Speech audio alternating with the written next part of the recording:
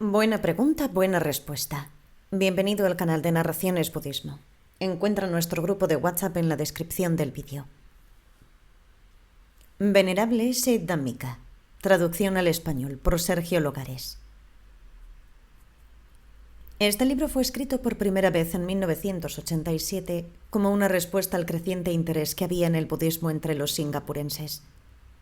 Para mi sorpresa y alegría, resultó ser muy exitoso.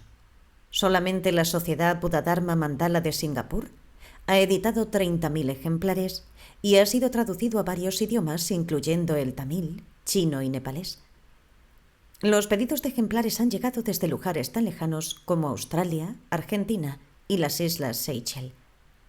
En julio de este año, visité una lejana ermita en lo alto de los Himalayas, en Ladakh, para descubrir que el abad no solo había leído Buena pregunta, buena respuesta, sino que lo valoraba mucho. Todo ello me convenció de que los contenidos y el estilo de este pequeño libro han cubierto una significante demanda y que su revisión y ampliación podría enriquecer su importancia. A eso se debe esta nueva edición. Aquellos que deseen reimprimir o traducir Buena pregunta, buena respuesta, lo pueden hacer sin requerir permiso. Sin embargo, si nos enviaran 2 ejemplares y nos informaran cuántos de ellos han sido impresos, lo apreciaríamos. B.N.S. Dhammika, Singapur, 1991. ¿Qué es el budismo? La denominación budismo proviene de la palabra buddhi, que significa despertar, y es por eso que el budismo es la filosofía del proceso del despertar. Esta filosofía tiene sus orígenes en la experiencia de un hombre, Siddhartha Gautama, conocido como el Buda, el cual se despertó a sí mismo a la edad de 35 años. El budismo tiene ahora 2.500 años de edad y alrededor de 300 millones de seguidores en todo el mundo. Hasta hace un siglo, el budismo era principalmente una filosofía asiática, pero está conquistando cada vez más seguidores en Europa, Australia y América. ¿Entonces el budismo es solo una filosofía? La palabra filosofía viene de 2 palabras, philo, que significa amor, y sofía, que significa sabiduría. Por lo tanto, la filosofía es el amor por la sabiduría o amor y sabiduría. Ambos significados describen al budismo perfectamente. El budismo enseña que deberíamos tratar de desarrollar nuestra capacidad intelectual en su totalidad, de modo que podemos tener claro entendimiento. También nos enseña a cultivar amor y bondad, de modo que podamos ser como un verdadero amigo para todos los seres. Por lo tanto, el budismo es una filosofía, pero no solo una filosofía, es la filosofía superior. ¿Quién fue el Buda? En el año 563 a.C., nació un bebé dentro de una familia real en el norte de la India. Creció en medio de la opulencia y el lujo, pero con el correr del tiempo descubrió que el bienestar y la seguridad mundanos no garantizan la felicidad. Se sintió profundamente conmovido por el sufrimiento que veía alrededor y resolvió encontrar la llave para la felicidad humana. Cuando cumplió los 29 años, dejó a su esposa y a su hijo y se marchó para sentarse a los pies de los grandes maestros religiosos de su tiempo y aprender de ellos. Le enseñaron mucho, pero ninguno sabía realmente la causa del sufrimiento humano ni cómo éste podía ser superado. Eventualmente, después de 6 años de estudio y meditación, tuvo una experiencia en la cual toda la ignorancia se derrumbó y él repentinamente entendió. Desde ese día en adelante, él fue llamado el Buda, el despierto. Vivió durante otros 45 años, tiempo en el que viajó por todo el norte de la India, enseñándole a otros lo que él había descubierto. Su compasión y paciencia fueron legendarias y tuvo miles de seguidores. A los 80 años, viejo y enfermo, pero todavía feliz y en paz, finalmente murió. ¿No fue irresponsable por parte del Buda partir dejando a su esposa e hijo? No debe haber sido cosa fácil para el Buda dejar a su familia. Debe haberse preocupado y dudado durante un largo tiempo antes de irse finalmente, pero tuvo que elegir dedicarse a su familia o dedicarse al mundo entero. Al final, su gran compasión hizo que se diera a sí mismo al mundo entero, y el mundo entero aún se beneficia de su sacrificio. No fue irresponsable. Quizás fue el sacrificio más significativo que jamás se haya hecho. El Buda está muerto, por tanto, ¿cómo puede ayudarnos? Faraday, quien descubrió la electricidad, está muerto, pero lo que descubrió todavía nos beneficia.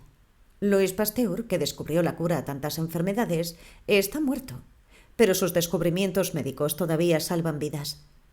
Leonardo da Vinci está muerto, pero lo que él creó todavía puede elevarnos y deleitarnos. Hombres nobles y héroes pueden haber estado muertos durante siglos, pero cuando leemos acerca de sus obras y logros, aún podemos estar motivados a actuar como ellos lo hicieron. Sí, el Buda está muerto, pero 2500 años después sus enseñanzas todavía ayudan a la gente. Su ejemplo aún inspira a la gente. Sus palabras todavía cambian vidas. Solamente un Buda pudo haber tenido tal poder siglos después de su muerte. ¿Fue el Buda un dios? No, no lo fue. Él no proclamó ser un dios, el hijo de un dios, ni aún el mensajero de un dios. Fue un ser humano que se perfeccionó a sí mismo y enseñó que si siguiéramos su ejemplo, podríamos perfeccionarnos a nosotros también. Si el Buda no es un dios, ¿por qué la gente lo venera? Hay diferentes clases de veneración.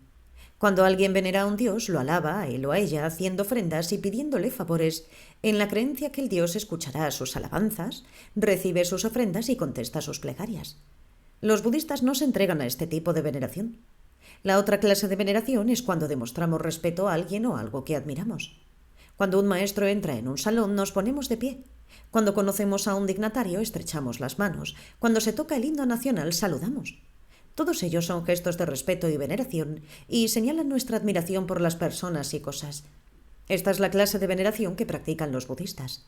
Una estatua de Buda, con sus manos descansando delicadamente sobre su regazo y su sonrisa compasiva, nos recuerda que tenemos que esforzarnos en desarrollar paz y amor dentro de nosotros mismos. El perfume del incienso nos recuerda la influencia penetrante de la virtud. La lámpara nos recuerda la luz de la sabiduría y las flores, que pronto se marchitan y mueren, nos recuerdan la impermanencia. Cuando nos inclinamos de manera respetuosa, expresamos nuestra gratitud al Buda por todo lo que sus enseñanzas nos han dado. Esta es la naturaleza de la veneración budista. Pero yo he escuchado a algunas personas decir que los budistas veneran ídolos. Estas afirmaciones solo reflejan la equivocación de las personas que las hacen. El diccionario define un ídolo como una imagen o estatua venerada como un dios. Como hemos visto, los budistas no creen que el Buda era un dios, así que ¿cómo podrían creer que una pieza de madera o metal es un dios? Todas las religiones usan símbolos para expresar diversos conceptos. En el taoísmo, el yin y el yang es usado para simbolizar la armonía entre los opuestos. En el sijismo, la espada se usa para simbolizar la lucha espiritual. En el cristianismo, el pez se usa para simbolizar la presencia de Cristo, mientras que la cruz se usa para simbolizar su sacrificio. Y en el budismo, la estatua de Buda es usada para simbolizar la perfección humana. La estatua del Buda también nos recuerda la dimensión humana en la enseñanza budista. El hecho de que el budismo es antropocéntrico, no teocéntrico, que debemos mirar hacia el interior y no al exterior para hallar perfección y entendimiento. Por lo tanto, no es correcto decir que los budistas veneran ídolos. ¿Por qué la gente hace toda clase de cosas extrañas en los templos budistas? Muchas cosas nos parecen extrañas cuando no las entendemos. Más bien que descartar tales cosas como extrañas, deberíamos tratar de descubrir qué significan. Sin embargo, es verdad que las prácticas budistas algunas veces tienen sus orígenes en la superstición popular y el malentendido antes que en las enseñanzas del Buda. Y esos malentendidos no solamente se encuentran en el budismo, sino que también surgen en todas las religiones de tanto en tanto. El Buda enseñó con claridad y en detalle, y si algunos fallan en comprender sus enseñanzas cabalmente, no se le puede echar la culpa al Buda. Hay un dicho: si una persona que está sufriendo de una enfermedad no busca tratamiento aun cuando hay un médico a mano, no es culpa del médico. De la misma manera, si una persona está oprimida y atormentada por la enfermedad de las impurezas pero no busca la ayuda del Buda, eso no es culpa del Buda. No debería el budismo ni cualquier religión ser juzgado por aquellos que no la practican como es debido. Si quisiera conocer las verdaderas enseñanzas del budismo, lea las palabras del Buda o hable con aquellos que la entienden apropiadamente. Si el budismo es tan bueno, ¿por qué algunos países budistas son pobres? Si por pobre usted quiere dar a entender económicamente pobre, entonces es verdad que algunos países budistas son pobres. Pero si por pobre usted quiere decir pobre calidad de vida, entonces quizás algunos países budistas son muy ricos. Los Estados Unidos de América, por ejemplo, es un país económicamente rico y poderoso, pero la tasa de delincuencia es una de las más altas del mundo. Millones de ancianos son desatendidos por sus hijos y mueren de soledad en asilos de ancianos. La violencia doméstica y el abuso infantil son problemas mayores. 1 de cada 3 matrimonios termina en divorcio y la pornografía es una industria importante. Ricos en términos de dinero, pero quizás pobres en términos de calidad de vida. Tomemos ahora los países budistas tradicionales. Algunos son económicamente subdesarrollados, pero los padres son honrados y respetados por sus hijos. Sus tasas de delincuencia son relativamente bajas. Casi no se oye hablar de divorcio o suicidio, violencia sexual, el abuso infantil. La pornografía y la permisividad sexuales no son comunes. Económicamente subdesarrollados, pero quizás con una más alta calidad de vida que la de por ejemplo, los Estados Unidos de América. Pero aún así, si juzgamos a los países budistas solo en términos económicos, uno de los países más ricos y dinámicos económicamente en el mundo de hoy es Japón, donde un gran porcentaje de la población se llama a sí misma budista. ¿Por qué es que usted no escucha a menudo acerca de alguna tarea caritativa hecha por un budista? Tal vez sea porque los budistas no tienen necesidad de hacer publicidad del bien que hacen. Hace algunos años, el líder budista japonés Nico Nirwano recibió el premio Templeton por su trabajo en el fomento de la armonía interreligiosa. Asimismo, un monje budista tailandés fue recientemente distinguido con el prestigioso premio Magsaysay debido a su excelente trabajo con los drogadictos. En 1987, otro monje tailandés, Ben Kantayapiwat, fue galardonado con el Premio Noruego de la Paz de los Niños por sus muchos años de trabajo ayudando a los niños sin hogar en las áreas rurales. ¿Y qué acerca del amplio trabajo social que se hace entre los pobres en la India por la Orden Budista de Occidente? Han construido escuelas, centros de atención infantiles, dispensarios e industrias en pequeña escala para el autoabastecimiento. Los budistas ven la ayuda a otros como una expresión de su práctica religiosa, exactamente como lo hacen otras religiones, pero creen que debería ser hecha calladamente y sin autopromoción. Por lo tanto, usted no escucha mucho acerca de su trabajo caritativo. ¿Por qué hay tantas clases diferentes de budismo? Hay muchos y diferentes tipos de azúcar. Azúcar marrón, blanca, granulada, en terrones, almíbar y azúcar en bloque. Pero todas son azúcares y todas saben dulce. Es producida en diferentes formas, de modo que pueda ser usada de diferentes maneras. Con el budismo pasa igual. Está el budismo Theravada, el budismo Zen, el budismo de la tierra pura, el budismo Yogacara y Vajrayana, pero todos ellos son budismo y todos ellos tienen el mismo sabor, el sabor de la libertad. El budismo ha evolucionado en formas diferentes, de manera que pueda ser relacionado con las diferentes culturas en las cuales existe. Ha sido reinterpretado con el correr de los siglos para que pueda permanecer pertinente a cada nueva generación. Externamente, los tipos de budismo pueden parecer muy diferentes, pero en el centro de todos ellos están las 4 nobles verdades y el óctuple sendero. Todas las grandes religiones, incluido el budismo, se han dividido en sectas y escuelas, pero los diferentes grupos del budismo nunca han entrado en guerra unos contra otros, nunca han sido hostiles unos contra otros y hasta este día van cada uno a los templos de otros y rinden culto juntos. Tal tolerancia y entendimiento son ciertamente raros. El budismo comenzó en la India, pero con el tiempo se extinguió allí. ¿Por qué? Las enseñanzas del Buda crecieron hasta llegar a ser una de las principales religiones de la India, pero gradualmente comenzó a declinar y finalmente desapareció, así como el cristianismo empezó en Palestina, pero a la larga desapareció allí. Nadie sabe realmente por qué pasó esto. Tal vez una combinación de cambios políticos y sociales, en conjunto con las guerras e invasiones que hubo, hicieron dificultoso que semejante religión amable y pacífica sobreviviera. Sin embargo, mucho antes de que desapareciera en la India, se extendió desde allí hasta el más lejano rincón de Asia. Usted en verdad piensa elevadamente acerca del budismo. Supongo que cree que su religión es la correcta y que todas las otras están equivocadas. Ningún budista que comprende las enseñanzas del Buda piensa que las otras religiones están equivocadas. Tampoco nadie que haya hecho un genuino esfuerzo por examinar otras religiones con una mente abierta podría pensar eso. La primera cosa que usted nota cuando estudia las diferentes religiones es exactamente cuánto tienen ellas en común. Todas las religiones están de acuerdo en que el presente de la humanidad es insatisfactorio. Todas creen que un cambio de actitud y comportamiento es necesario para que la situación humana mejore. Todas enseñan una ética que incluye amor, amabilidad, paciencia, generosidad y responsabilidad social, y todas aceptan la existencia de alguna forma de lo absoluto. Usan diferentes idiomas, diferentes nombres y diferentes símbolos para describir y explicar estas cosas. Y es sólo cuando la estrechez de mente se aferra a una sola manera de ver las cosas que aparecen la intolerancia, el orgullo y la santurronería. Imagine a un inglés, a un francés, a un chino y a un indonesio mirando una taza. El inglés dice: «Eso es una cup». El francés responde: «No, no lo es una tasse». El chino contenta: «Ustedes dos están equivocados, es una pet». Y el indonesio se ríe de los otros y dice: «Qué tontos que son, es una caguán». El inglés toma el diccionario y se lo muestra a los otros diciendo: «Puedo probar que es una cup. Mi diccionario así lo dice». «Entonces su diccionario está equivocado», dice el francés, «porque mi diccionario dice claramente que es una tasse». El chino se burla de ellos: «Mi diccionario es más viejo que el de ustedes, por lo tanto mi diccionario debe estar bien. Y además más gente habla en chino que en cualquier otro idioma, por lo tanto debe ser un pet». Mientras ellos están peleando y discutiendo unos con otros, un budista llega y bebe de la taza.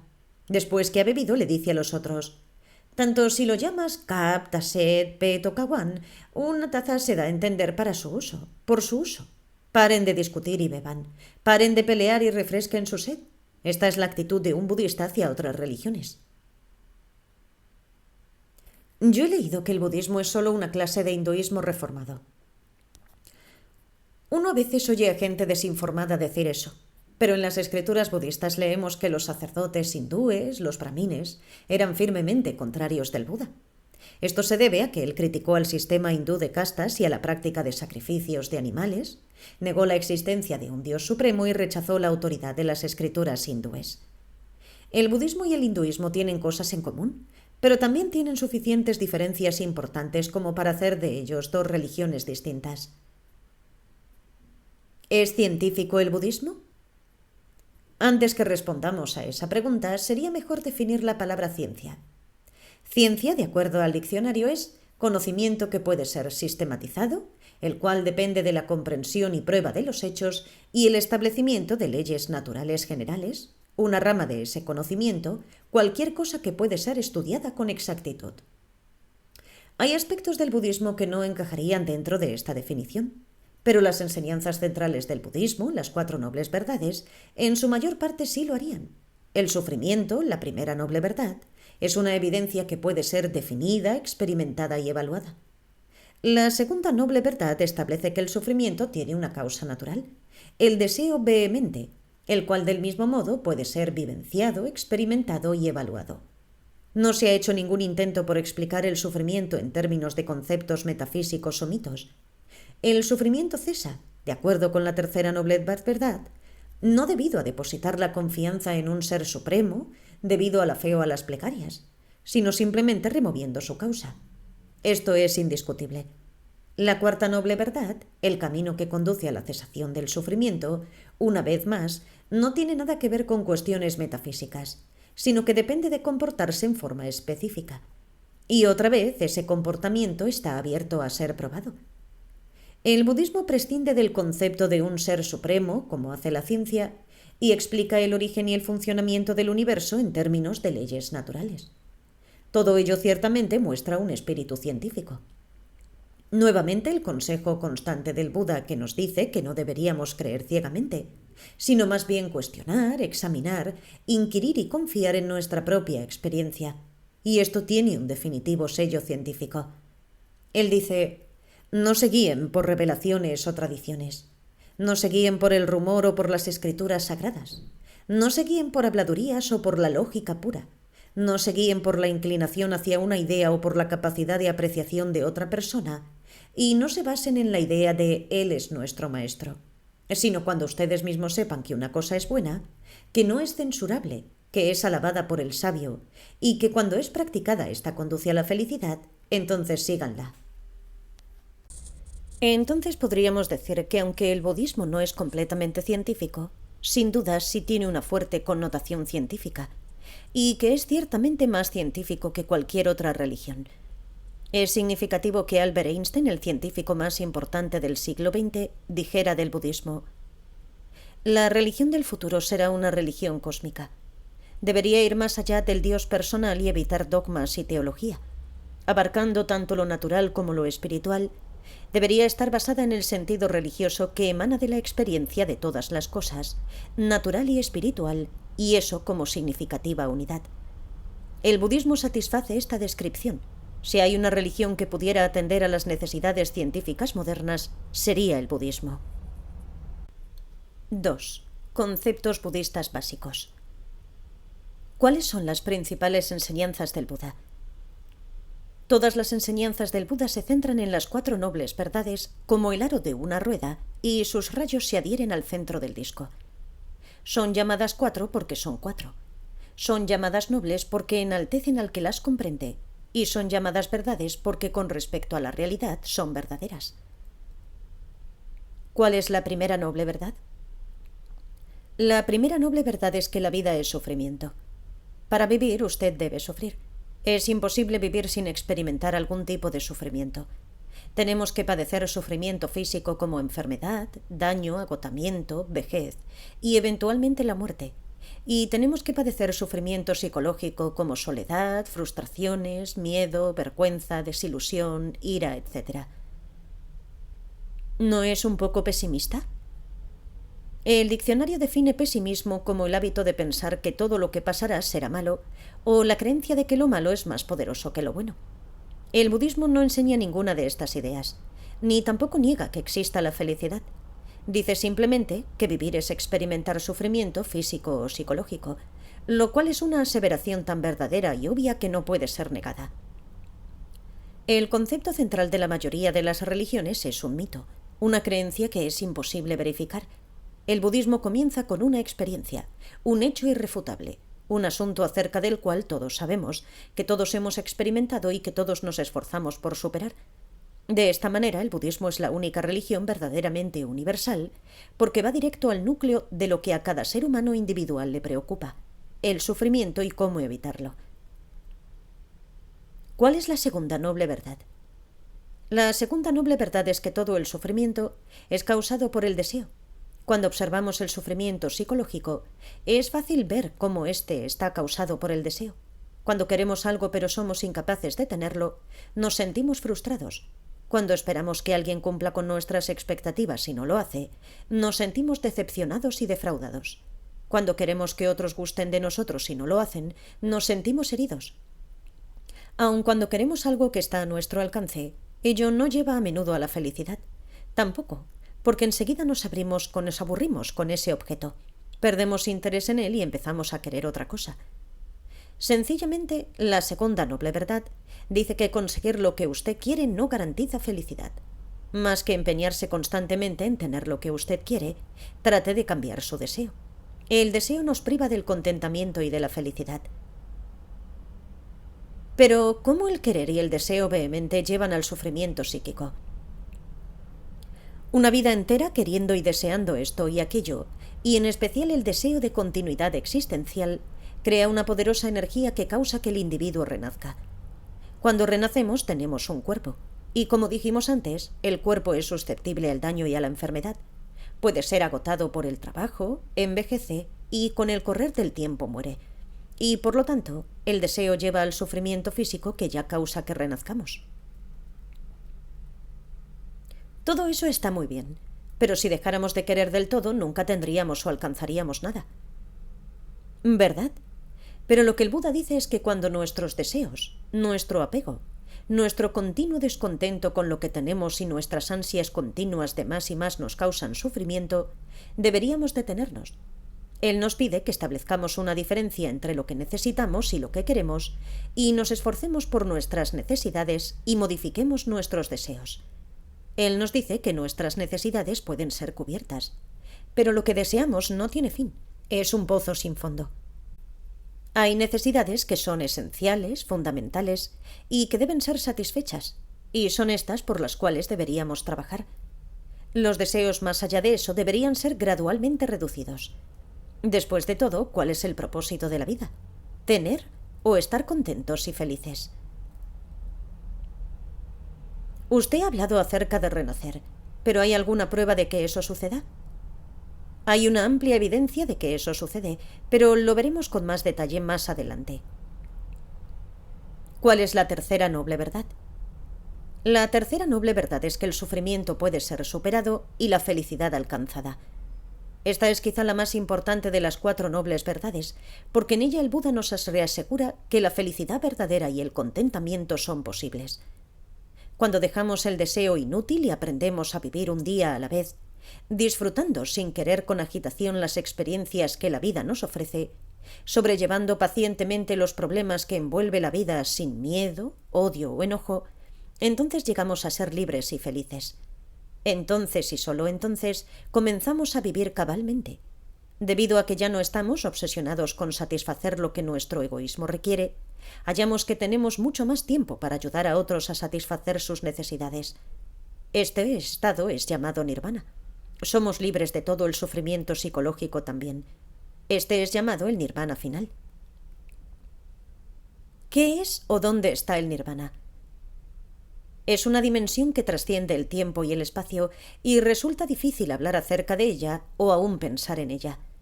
Las palabras y los pensamientos son apropiados solamente para describir la dimensión espacio-tiempo. Pero debido a que el nirvana está más allá del tiempo, no hay movimiento, y por lo tanto tampoco envejecimiento o muerte. Así, el nirvana es eterno. Porque está más allá del espacio, no hay causa, ni límites, ni concepto de yo o no yo, y de esta manera el nirvana es infinito. El Buda también nos asegura que el nirvana es una experiencia de inmensa felicidad. Él dice, el nirvana es la felicidad más grande. ¿Pero hay alguna prueba que demuestre que esa dimensión existe? No, no la hay, pero su existencia puede ser inferida. Si hay una dimensión donde el tiempo y el espacio sí operan y existe tal dimensión, el mundo que experimentamos, entonces podremos inferir que hay una dimensión donde el tiempo y el espacio no operan, nirvana. Otra vez, aun cuando no podemos probar que el nirvana existe, tenemos la palabra del Buda de que éste existe. Él nos dice, hay un no nacido, un no llegado a ser, un no hecho, un no compuesto. Si no hubiera este no nacido, no llegado a ser, no hecho, no compuesto, no habría ninguna salida para lo nacido, llegado a ser, hecho y compuesto.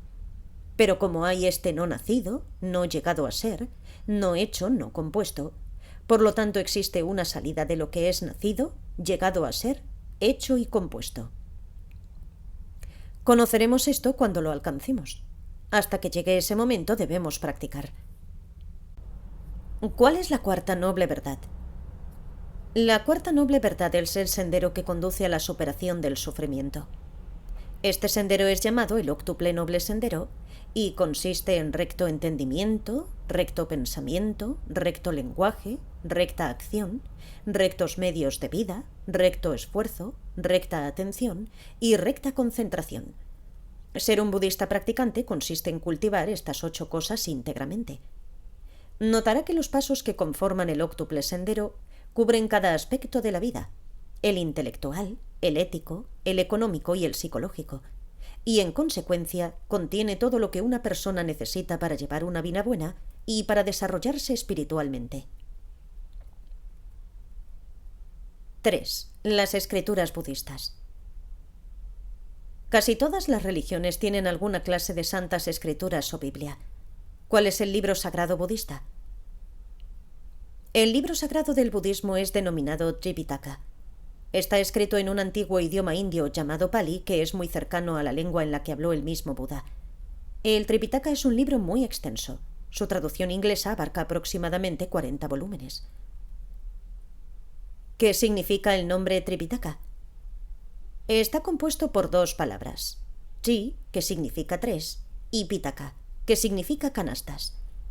La primera parte del nombre se refiere al hecho de que las escrituras budistas consisten en 3 partes. La primera parte, llamada el Sutra Pitaka, contiene todos los discursos del Buda, así como de algunos de sus discípulos iluminados. La clase de material del Sutra Pitaka es muy diversa, lo cual permite comunicar las verdades que el Buda enseñó a todas las diferentes clases de personas. Muchos de los discursos del Buda tienen la forma de sermones, mientras que otros tienen la del diálogo. Otras partes, como el Dhammapada, presentan las enseñanzas del Buda a través de la poesía. Los Jatakas, para tomar otro ejemplo, consisten en encantadoras historias en las cuales los personajes son a menudo animales. La segunda parte del Tripitaka se llama Vinaya Pitaka.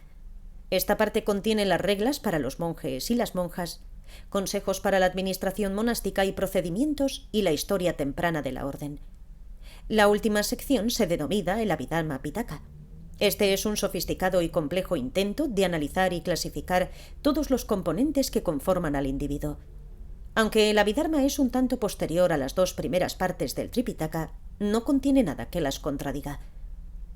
Ahora, con relación a la palabra Pitaka, en la antigua India, los trabajadores de la construcción acostumbraban trasladar los materiales de un lugar a otro utilizando una cadena de relevos de canastas. Ponían las canastas sobre sus cabezas, caminaban un poco hasta el próximo trabajador, se la pasaban y éste repetía el proceso.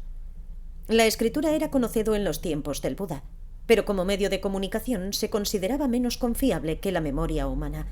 Un libro podía deteriorarse o pudrirse durante la época del monzón, o ser devorado por las termitas, pero la memoria de la persona podía perdurar tanto como viviese. En consecuencia, los monjes y monjas confiaron a la memoria todas las enseñanzas del Buda y las pasaron unos a otros, exactamente como los trabajadores pasaban la tierra y los ladrillos de unos a otros mediante las canastas. Esta es la razón por la cual las tres primeras partes de las escrituras budistas se llaman canastas. Luego de ser conservado de esta manera durante varios cientos de años, el Tripitaka fue escrito finalmente alrededor del año 100 a.C. en Sri Lanka. Si las escrituras fueron conservadas en la memoria por tanto tiempo, no deben ser muy confiables. ¿Pueden haberse perdido o cambiado en mucho las enseñanzas del Buda? La conservación de las escrituras fue un esfuerzo conjunto realizado por la comunidad de monjes y monjas.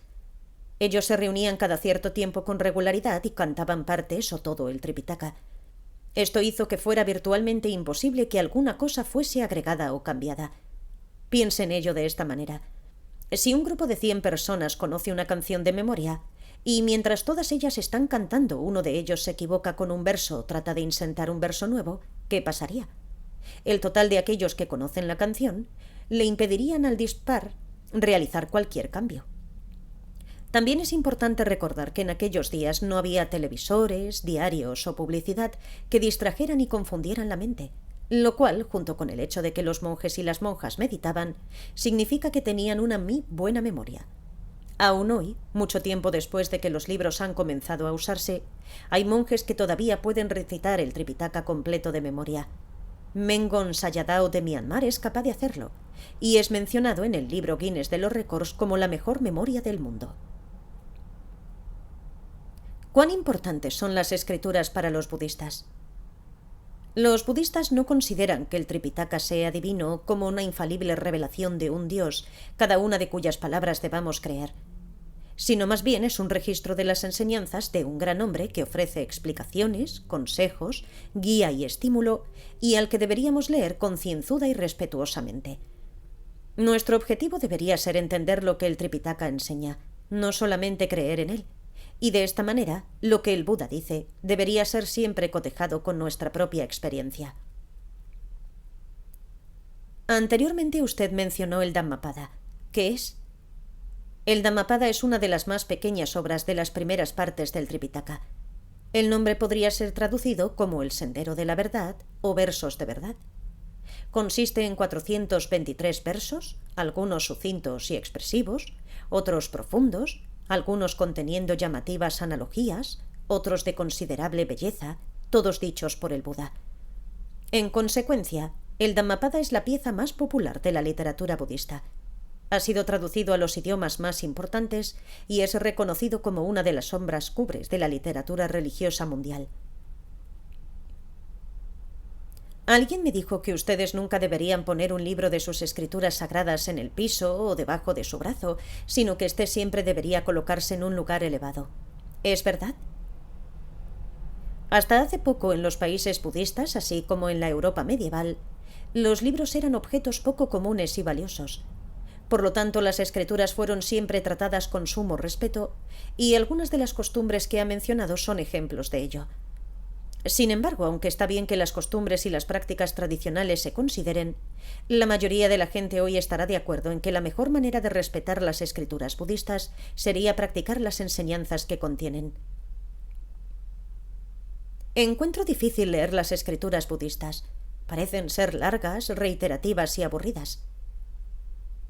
Cuando tomamos una escritura religiosa, esperamos leer palabras de exaltación, júbilo o alabanza que nos eleven y nos motiven.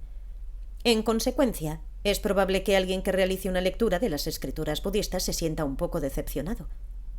Mientras que algunos de los discursos del Buda encierran considerable encanto y belleza, la mayoría se asemejan a tesis filosóficas con definiciones de términos, argumentos cuidadosamente elaborados, consejos puntuales sobre la forma de conducirse o acerca de la meditación y verdades expuestas con precisión.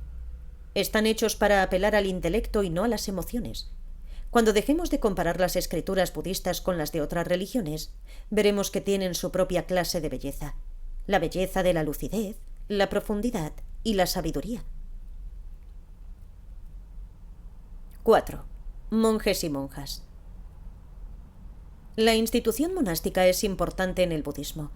¿Cuál es la finalidad de los monjes y las monjas y qué se supone que deben de hacer? El propósito del Buda, al fundar una orden de monjes y monjas, fue proporcionar un entorno en el cual el desarrollo espiritual fuese más sencillo. La comunidad laica suministra a los monjes y monjas lo necesario para cubrir sus necesidades básicas: alimento, vestimenta, techo y medicinas, para que ellos puedan dedicar su tiempo al estudio y a la práctica del Dharma. El estilo de vida del monasterio, simple y ordenado, contribuye a la paz interna y la meditación. En reciprocidad, se espera que los monjes y las monjas compartan lo que saben con la comunidad y se conduzcan como ejemplo de cómo debería vivir el buen budista. En la práctica, en realidad, esta misión básica se ha extendido algunas veces mucho más allá de lo que el Buda originalmente pretendió, y en la actualidad, en algunas ocasiones, los monjes y las monjas se desempeñan como maestros de escuela, trabajadores sociales, artistas, doctores y aun políticos. Algunos han argumentado que la toma de esos roles está bien si es que ayuda a promover el budismo. Otros señalan que haciendo tales cosas, los monjes y las monjas se van fácilmente enredados en los problemas mundanos y olvidan el objetivo por el cual vinieron al monasterio en un principio. Pregunta: ¿qué clase de persona se convierte en monje o monja? La mayoría de las personas tiene una variedad de intereses en su vida, como la familia, carrera, pasatiempos, política, religión, etc. De todos estos intereses, alguno ocupará el primer lugar, normalmente la familia o la carrera, mientras que los otros serán menos importantes. Cuando el estudio y la práctica de las enseñanzas del Buda se convierten en lo más importante en la vida de una persona, cuando ello se vuelve prioritario sobre todas las otras cosas, entonces esta persona probablemente estará interesada en convertirse en monje o monja. ¿Se debe ser monje o monja para alcanzar la iluminación? Por supuesto que no. Algunos de los discípulos más talentosos del Buda eran hombres y mujeres laicos. Algunos eran lo suficientemente desarrollados espiritualmente como para instruir a los monjes. En el budismo lo más importante es el nivel de entendimiento de uno, y no tiene nada que ver el llevar puesta una túnica amarilla o pantalones vaqueros, ni tampoco que uno viva en un monasterio o en una casa. Algunos podrían encontrar al monasterio, con todas sus ventajas y desventajas, como el mejor entorno para el cultivo de la espiritualidad. Otros pueden hallar que el hogar, con todas sus alegrías y tristezas, es el mejor. Todo el mundo es diferente. ¿Por qué los monjes y las monjas budistas llevan puesta una túnica amarilla? Cuando los antiguos indios examinaban la selva, siempre podían decir qué hojas estaban próximas a caer del árbol, porque eran amarillas, naranjas o marrones. Por consiguiente, en la India, el amarillo se convirtió en el color del renunciamiento. Las túnicas de los monjes y las monjas son amarillas para que puedan actuar como un recordatorio constante de la importancia de no aferrarse, de dejar ir, de renunciar. Convertirse en monje está bien, pero ¿qué pasaría si todo el mundo se convirtiera en monje? Uno podría preguntar lo mismo acerca de cualquier vocación. Convertirse en un dentista está muy bien, pero ¿qué pasaría si todo el mundo se convirtiera en dentista? No habría maestros, ni cocineros, ni choferes de taxi. Convertirse en maestro está bien, pero ¿qué pasaría si todo el mundo se convirtiera en maestro? No habría dentistas, etc. El Buda nos sugirió que todo el mundo debía convertirse en monje o monja, y de hecho eso es algo que nunca sucederá. Sin embargo, siempre habrá personas que se sientan atraídas por la vida de sencillez y renunciación, y quien encuentre deleite en las enseñanzas del Buda sobre todo lo demás. Y tal como los dentistas y los maestros tienen aptitudes especiales y conocimientos que pueden ser beneficiosos para la comunidad en la que viven. Eso puede ser así con aquellos que enseñan o escriben libros. Pero ¿qué sucede con los monjes y monjas que no hacen nada sino meditar? ¿Qué bien hacen a la comunidad? Podría comparar al monje ermitaño con el investigador científico. La sociedad sustenta al investigador científico en la medida en que se sienta en su laboratorio conduciendo experimentos, porque se espera que él eventualmente descubra o invente algo que será para el bienestar de todos. Del mismo modo, la comunidad budista sustenta al monje meditante y además sus necesidades son muy escasas, porque se espera que éste alcance sabiduría y profundos conocimientos que servirán al bienestar general. Pero aun si ello no sucede, el monje meditante puede beneficiar a otros. En algunas sociedades modernas, el estilo de vida de los ricos y los famosos, con sus extravagancias, su flagrante consumo y su autoindulgencia, es el ideal que se sostiene como aquel que debe seguirse, o al menos envidiarse.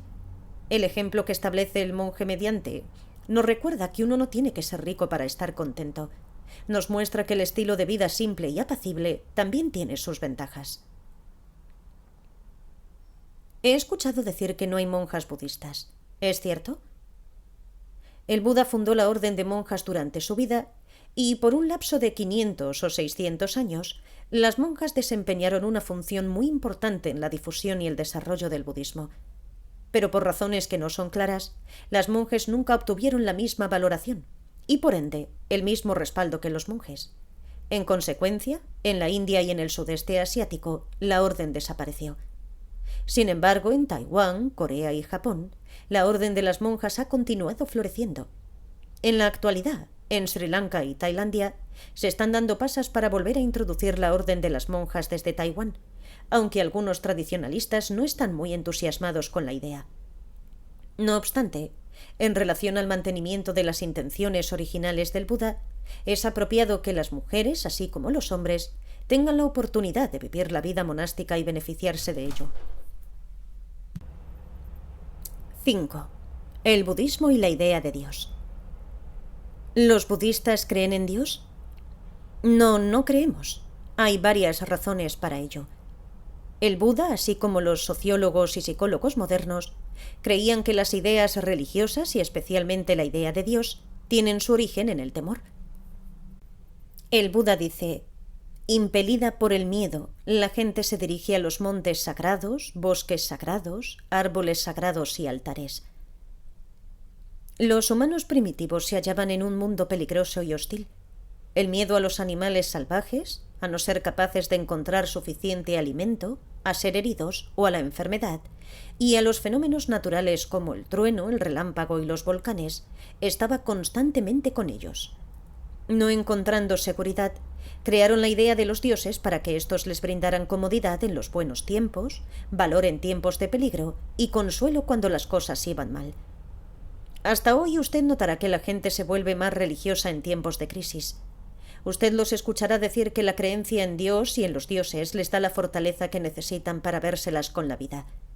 Usted los escuchará explicar que ellos creen en un Dios particular, porque le oraron en un tiempo de necesidad y su plegaria fue contestada. Todo ello parece apoyar la enseñanza del Buda de que la idea de Dios es una respuesta al miedo y a la frustración. El Buda nos enseñó a tratar de comprender nuestros miedos, disminuir nuestros deseos y con calma y valerosamente aceptar las cosas que no podemos cambiar. Él reemplazó el miedo no con la creencia irracional, sino con el entendimiento razonable. La segunda razón por la cual el Buda no creyó en un Dios es porque no parece haber ninguna evidencia que apoye esa idea. Hay numerosas religiones, todas pretendiendo que ellas solamente tienen las palabras de Dios conservadas en un libro santo, que ellos solamente entienden la naturaleza de Dios, que su propio Dios existe y que los dioses de las demás religiones no. Algunos alegan que Dios es masculino, algunos que es femenino y otros que es neutro. Todas ellas están satisfechas de que hay amplia evidencia para probar la existencia de su Dios, pero se ríen con descreimiento ante la evidencia que usan otras religiones para probar la existencia de otro Dios. No es sorprendente que con tantas religiones diferentes, transcurriendo tantos siglos tratando de probar la existencia de sus dioses, aún no ha sido hallada una evidencia real, concreta, substancial e irrefutable. Los budistas suspenden el juicio hasta que tal evidencia aparezca. La tercera razón por la cual el Buda no creyó en un Dios es porque esa creencia no es necesaria. Algunos alegan que la creencia en un Dios es necesaria para explicar el origen del universo, pero no es así. La ciencia ha explicado muy convincentemente cómo llegó a existir el universo sin tener que introducir la idea de Dios. Algunos pretenden que es necesario creer en Dios para tener una vida significativa y feliz. Otra vez, podemos ver que no es así. Hay millones de ateos y librepensadores, sin mencionar a los muchos budistas, que tienen vidas útiles y significativas sin creer en un Dios. Algunos declaran que es necesario creer en el poder de Dios porque los humanos, siendo débiles, no tienen la fuerza suficiente como para ayudarse a sí mismos. Nuevamente, la evidencia indica lo opuesto. Con frecuencia uno oye acerca de gente que ha superado grandes impedimentos físicos y obstáculos, disparidades y dificultades a través de sus propios recursos interiores, a través de sus propios esfuerzos y sin creer en un Dios. Algunos aducen que Dios es necesario para darle salvación al hombre, pero este argumento solo es válido si usted acepta el concepto teológico de la salvación, y el budismo no acepta ese concepto. Basado en su propia experiencia, el Buda vio que cada ser humano tenía la capacidad de purificar la mente, desarrollar infinito amor y compasión y entendimiento perfecto. Él desvió la atención de los cielos al corazón y nos estimuló a encontrar las soluciones a nuestros problemas a través del autoconocimiento. Pero si no hay dioses, ¿cómo llegó aquí el universo? Todas las religiones tienen mitos y narraciones que intentan responder esa pregunta. En los tiempos antiguos, cuando la humanidad sencillamente no sabía, esos mitos fueron adecuados. Pero en el siglo XX, en la era de la física, la astronomía y la geología, esos mitos fueron sustituidos por el hecho científico. La ciencia ha explicado el origen del universo sin tener que recurrir a la idea de Dios. ¿Qué es lo que dice el Buda acerca del origen del universo? Es interesante saber que la explicación del Buda acerca del origen del universo corresponde estrechamente con el punto de vista científico. En el Aganya Sutra, el Buda describe el universo siendo destruido y entonces reevolucionando en su forma actual a través de un periodo de incontables millones de años. La primera vida constituida sobre la superficie del agua y otra vez, durante innumerables millones de años, evolucionó desde simples hasta complejos organismos. Todos estos procesos no tienen comienzo ni fin y son puestos en funcionamiento por causas naturales. Usted dice que no hay evidencia que demuestre la existencia de un Dios. ¿Pero qué hay acerca de los milagros? Hay muchos que creen que los milagros son prueba de la existencia de Dios. Escuchamos pretensiones poco realistas acerca de una curación que ha tenido lugar, pero nunca contamos con un testimonio independiente de un médico a cargo o de un cirujano. Escuchamos informes de segunda mano acerca de alguien que fue salvado milagrosamente de un desastre, pero nunca tenemos el relato de un testigo presencial sobre lo que supuestamente ha sucedido. Escuchamos rumores acerca de una plegaria que compuso un cuerpo enfermo o fortaleció una extremidad seca, pero nunca vemos radiografías o conocemos comentarios de doctores o enfermeras. Pretensiones poco realistas, informes de segunda mano y rumores no son sustitutos de la evidencia sólida, y la evidencia sólida de los milagros es muy poco frecuente. Sin embargo, algunas veces sí suceden cosas inexplicables, sí ocurren eventos inesperados, pero nuestra incapacidad para hallar una explicación para tales cosas no prueba la existencia de los dioses. Ello solamente prueba que nuestro conocimiento está todavía incompleto. Antes del desarrollo de la medicina moderna, cuando la gente no conocía la causa de la enfermedad, creía que Dios o los dioses enviaban dolencias a modo de castigo. Ahora sabemos qué causa esas cosas, y cuando nos enfermamos tomamos medicinas. Con el tiempo, cuando nuestro conocimiento del mundo sea más completo, estaremos capacitados para descubrir las causas de los fenómenos inexplicados, así como ahora podemos entender qué es lo que causa la enfermedad. Ya, pero como mucha gente cree en alguna forma de Dios, debe ser verdadero. No tanto. Hubo un tiempo durante el cual todo el mundo creía que la Tierra era plana, pero todos estaban equivocados.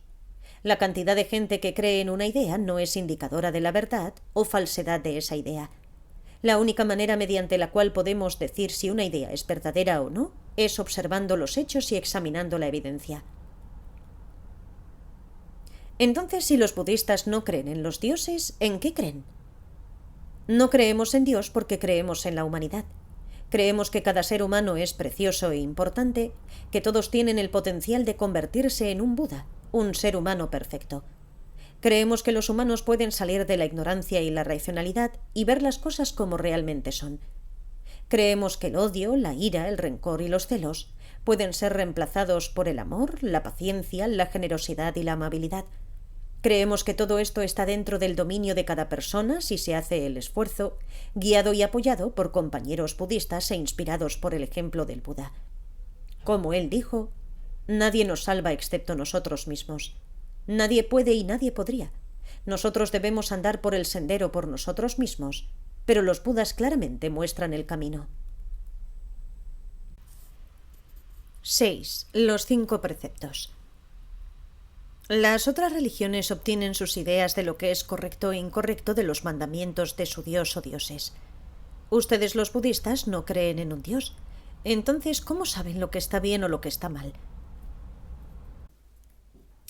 Cualquier pensamiento, discurso o acción que esté arraigado en la codicia, el odio o la ignorancia, y que por lo tanto nos conduzca fuera del nirvana, es dañino.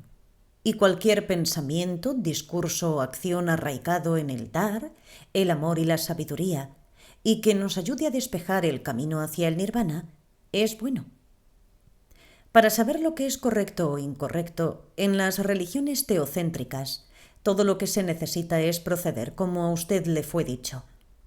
Pero en las religiones antropocéntricas, como el budismo, para saber lo que es correcto o incorrecto, usted debe desarrollar una profunda atención sobre sí mismo y autoconocimiento. Y las éticas basadas en la comprensión son siempre más sólidas que aquellas que responden a un mandato. Por lo tanto, para saber lo que es correcto o incorrecto, el budista se fija en 3 cosas: la intención, la consecuencia que el acto tendrá sobre sí mismo y la consecuencia que tendrá sobre otros.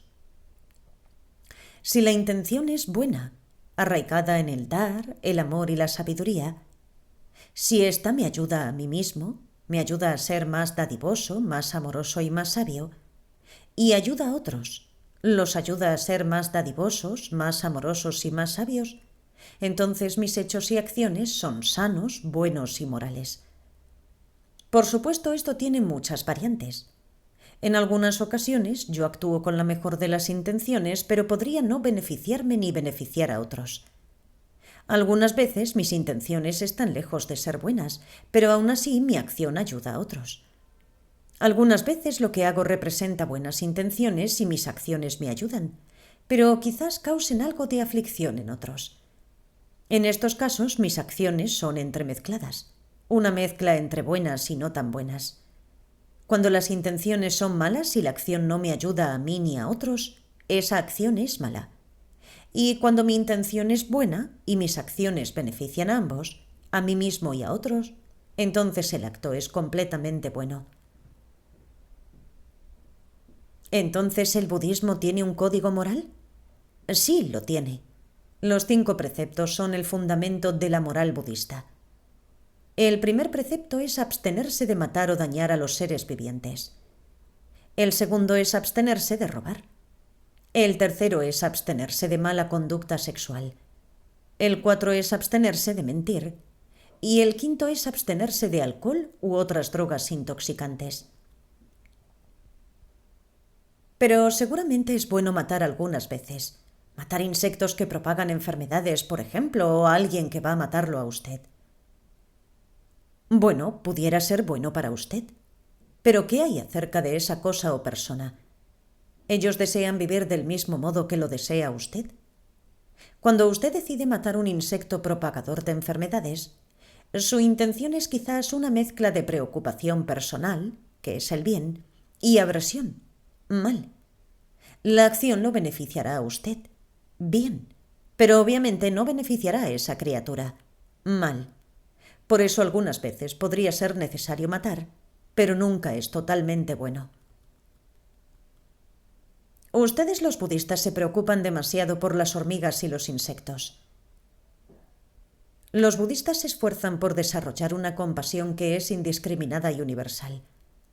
Ellos ven el mundo como un todo completo donde cada cosa o criatura tiene su lugar y función.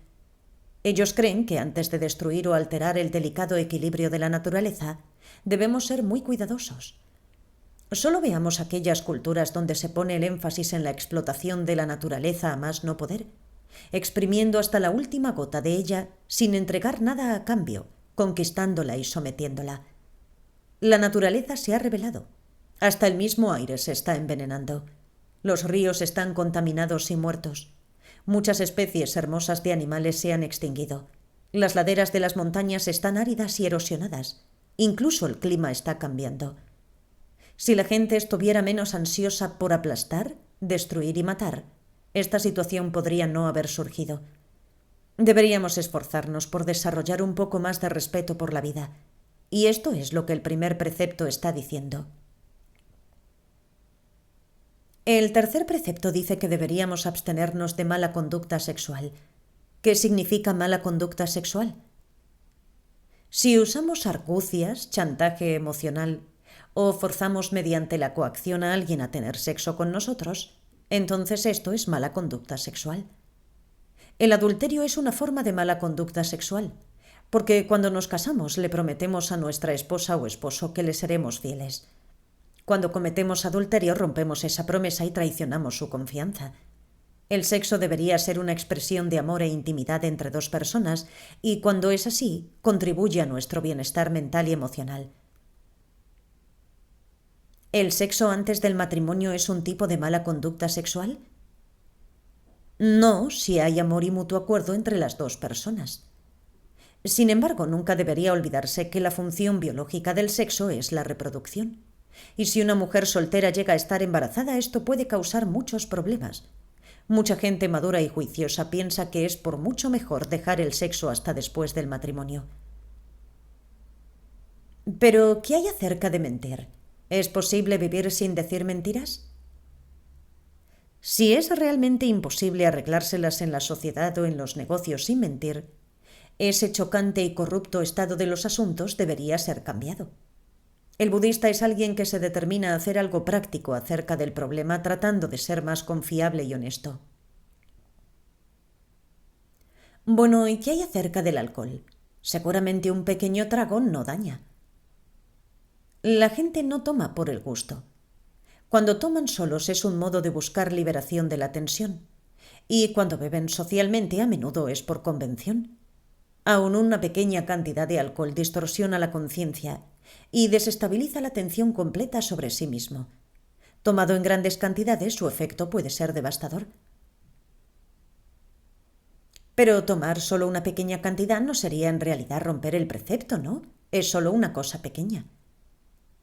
Si es solo una pequeña cosa, y si usted no puede practicar ni siquiera una pequeña cosa, su compromiso y resolución no son muy sólidos, ¿no? Los 5 preceptos son negativos. Ellos le dicen lo que no hay que hacer, pero no le dicen lo que hay que hacer. ¿Cómo es esto? Los 5 preceptos son el fundamento de la moralidad budista. No son toda la moralidad budista. Comenzamos por reconocer nuestra mala conducta y esforzarnos por detenernos. Para esto son los 5 preceptos. Después que hayamos dejado de hacer lo que está mal, entonces comenzamos a hacer lo bueno. Tomemos un ejemplo. Hablar. El Buda nos dice que deberíamos empezar por abstenernos de decir mentiras. Después de ello deberíamos hablar con la verdad, hablar gentil y amablemente y hablar en el momento adecuado. Él dice, abandonando el lenguaje falso, se transforma en alguien que siempre dice la verdad, confiable, fidedigno, responsable, no engaña al mundo. Abandonando el lenguaje malicioso, no repite allí lo que ha escuchado aquí, ni repite aquí lo que ha escuchado allí, con el fin de causar desavenencias entre las personas. Él reconcilia a aquellos que están divididos y acerca más a los que ya son amigos. La armonía es su alegría, la armonía es su deleite, la armonía es lo que ama. Es esta la razón de su lenguaje.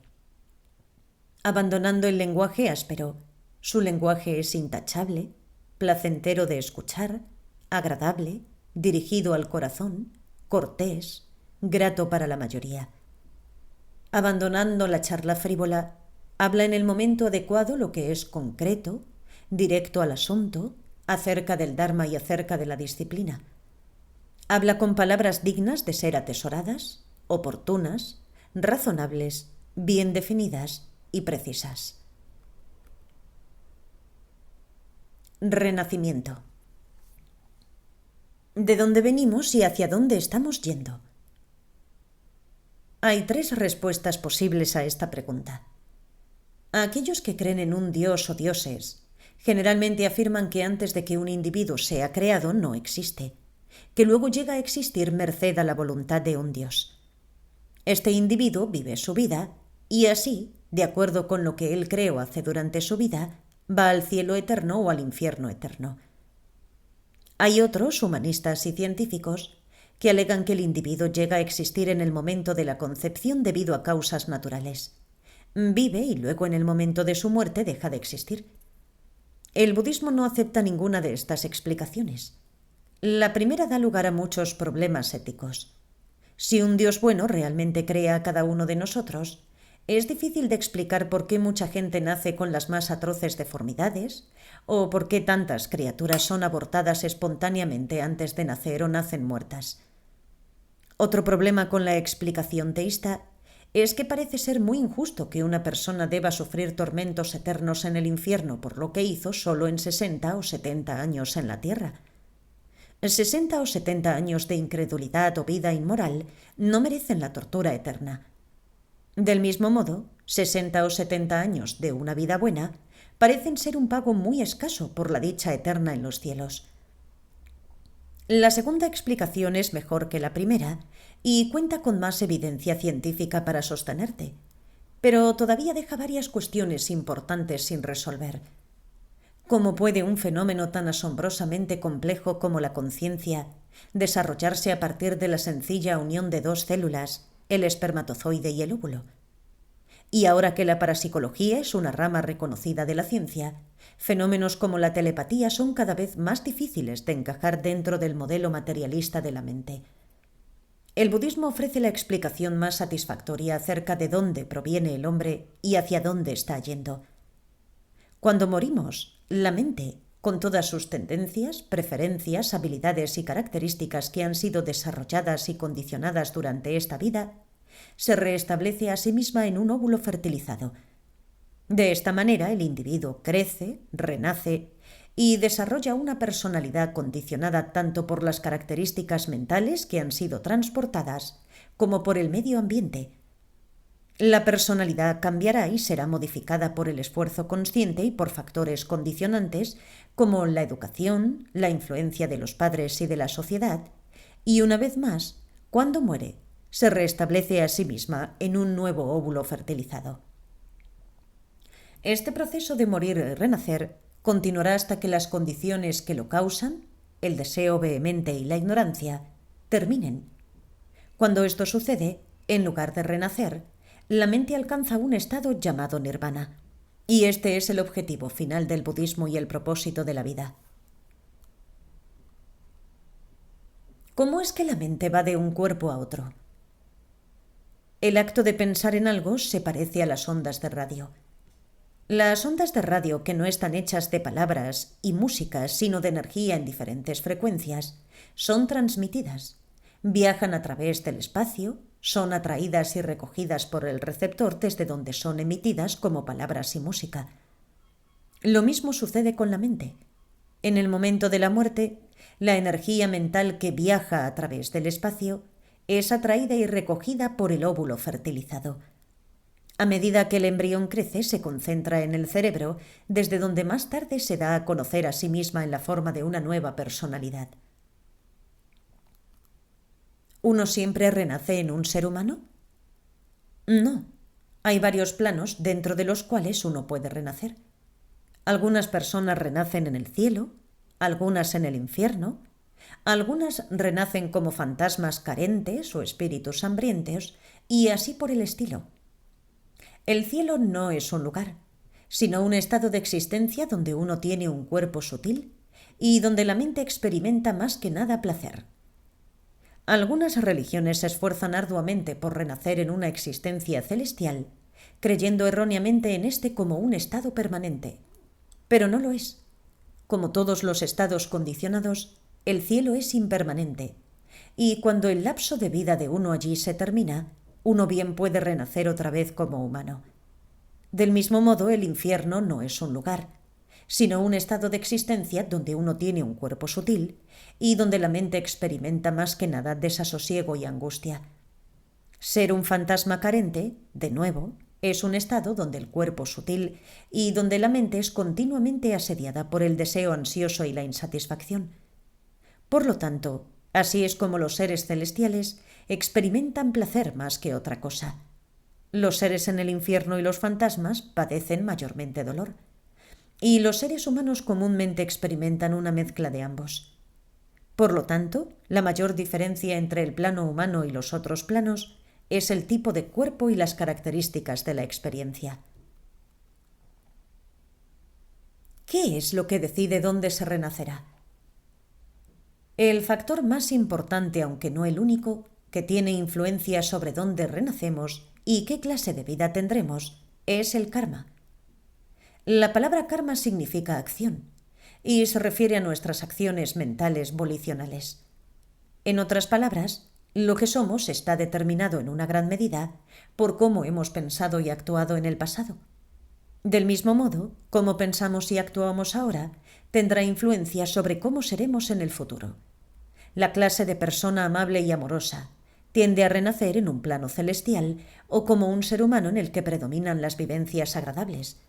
La clase de persona llena de preocupaciones, atribulada o extremadamente cruel, tiende a renacer en el plano infernal o como un ser humano en el que predominan las experiencias desagradables. La persona que desarrolla deseos ardientes y obsesivos, feroces caprichos y apasionadas ambiciones que nunca pueden ser satisfechas, tiende a renacer como fantasma carente o como un ser humano frustrado por el antojo o lo que le falta. Cualesquiera hábitos mentales que sean desarrollados con firmeza en esta vida continuarán en la próxima. La mayor parte de la gente, sin embargo, renacen como seres humanos. Por lo tanto, si nuestras vidas no están destinadas o determinadas por nuestro karma, ¿podemos cambiarlo? Por supuesto que podemos. Esta es la razón por la cual uno de los pasos del noble óctuplo sendero es el recto esfuerzo. Depende de nuestra sinceridad, de cuánta energía podamos ejercer y de cuán intenso sea el hábito. Sin embargo, es verdad que algunas personas van por la vida sencillamente bajo la influencia de sus hábitos pasados, sin hacer un esfuerzo para cambiarlos y siendo víctimas de sus desagradables resultados. Esas personas continuarán sufriendo a menos que cambien sus hábitos negativos. Cuanto más tiempo permanecen los hábitos negativos, son más difíciles de cambiar. El budista entiende esto y aprovecha todas y cada una de las oportunidades que se le presentan para romper hábitos mentales que tienen resultados desagradables y desarrollar hábitos mentales que tienen un resultado grato y feliz. La meditación es una de las técnicas usadas para modificar los patrones de los hábitos de la mente, tales como hablar o abstenerse de hablar, actuar o abstenerse de actuar de ciertas maneras. La totalidad de la vida budista es un entrenamiento para purificar y liberar la mente. Por ejemplo, si ser paciente y amable fue una parte significativa de su carácter durante su última vida, tales tendencias resurgirán en la vida presente. Si esas tendencias son fortalecidas y desarrolladas durante la vida presente, resurgirán aún con más fuerza y más pronunciadas en la vida futura. Esto está basado en el hecho simple y observable que hábitos largamente establecidos tienden a ser difíciles de romper. Ahora, cuando usted es paciente y amable, tiende a suceder que usted no es irritable fácilmente por parte de otros. Usted no guarda rencores. La gente como usted tiende a ser más feliz a través de sus experiencias. Ahora tomemos otro ejemplo. Digamos que usted vino a la vida con una tendencia a ser paciente y amable debido a sus hábitos mentales durante su última vida. Pero durante la vida presente usted deja de fortalecer y desarrollar estas tendencias. Ellas gradualmente se debilitarían y extinguirían y quizás estarían completamente ausentes en su futura vida. Siendo la amabilidad y la paciencia débiles en este caso, hay una posibilidad de que tanto en esta vida como en la próxima pueda desarrollarse un carácter resentido, colérico y cruel, trayendo junto con ello todas las desagradables vivencias que tales actitudes crean. Y tomaremos ahora un último ejemplo. Digamos que debido a sus hábitos mentales en su última vida, usted llegó a la vida presente con la tendencia a ser irritable y colérico, y usted se da cuenta que tales hábitos solamente le causan situaciones desagradables y entonces hace un esfuerzo para cambiarlos. Usted los reemplaza con emociones positivas. Si usted es capaz de eliminarlos completamente, lo cual es posible si hace el esfuerzo, se libera de las situaciones desagradables que son producidas por su irritabilidad y colérico.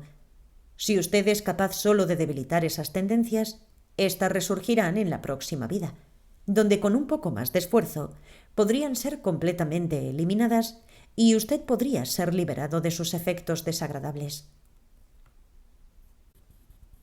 Pregunta. Usted ha hablado mucho acerca del renacimiento, ¿pero hay alguna prueba de que renacemos cuando morimos? No solamente hay evidencia científica para apoyar la creencia budista en el renacimiento, sino que es la única teoría después de la vida que tiene alguna evidencia para apoyarse en ella. No hay ni un fragmento de evidencia para probar la existencia de los cielos. Y, por supuesto, la evidencia de aniquilación en la muerte debe ser insuficiente. Pero durante los últimos 30 años, los parapsicólogos han estado estudiando informes sobre algunas personas que tienen lúcidos recuerdos de sus vidas anteriores. Por ejemplo, en Inglaterra, una niña de 5 años de edad dijo que ella podía recordar su otra madre y su otro padre, y habló vívidamente sobre lo que sonaba como eventos en la vida de otra persona. Se llamó a los parapsicólogos y le hicieron cientos de preguntas a las que ella respondió. Habló acerca de vivir en una particular aldea rural en lo que parecía ser España. Dio el nombre de la aldea, el nombre de la calle en la que vivió, los nombres de sus vecinos y detalles acerca de su vida diaria allí. También habló con aprensión acerca de cómo había sido atropellada por un auto y había muerto a causa de las heridas 2 días más tarde.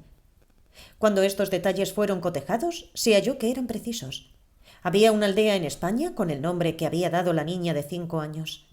Había una casa del tipo que ella había descrito en la calle que había nombrado. Lo que es más, se supo que una mujer de 23 años que había vivido en la casa había muerto en un accidente de auto 5 años atrás. Ahora, ¿cómo es posible que una niña de 5 años que vivía en Inglaterra y que nunca había estado en España supiera todos estos detalles? Y por supuesto no es el único caso de este tipo.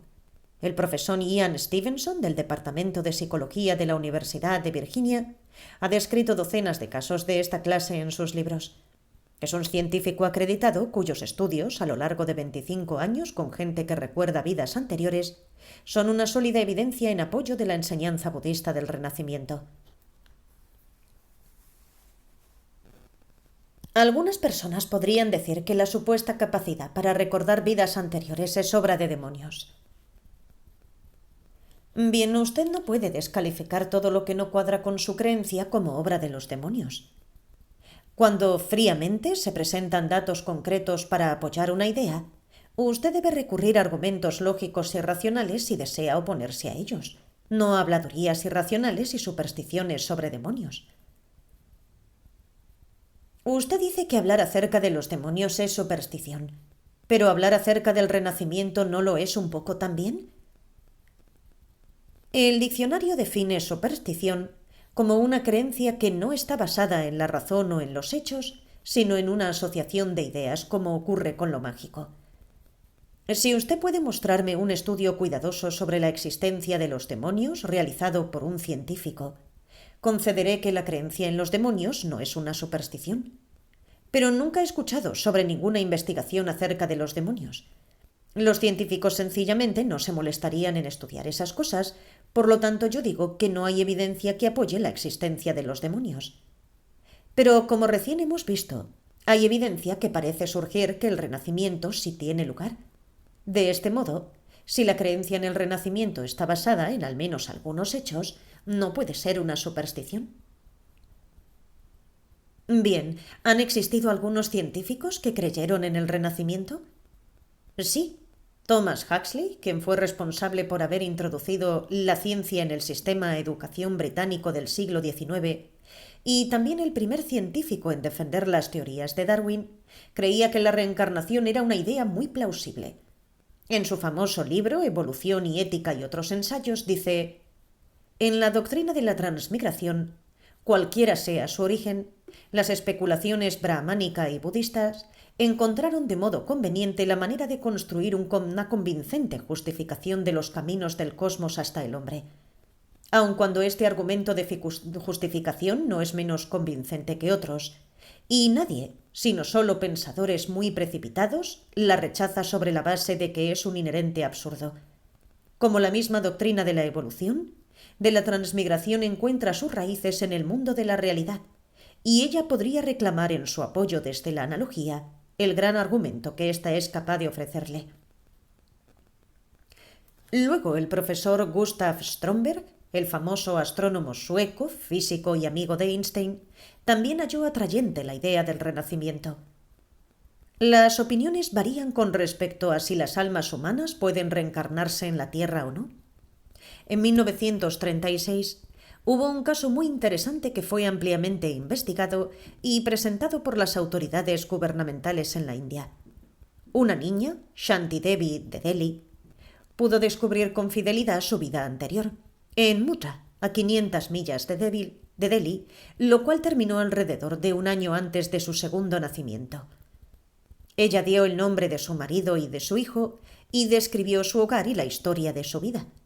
La comisión investigadora la llevó a ella ante sus antiguos parientes, quienes confirmaron todas sus declaraciones.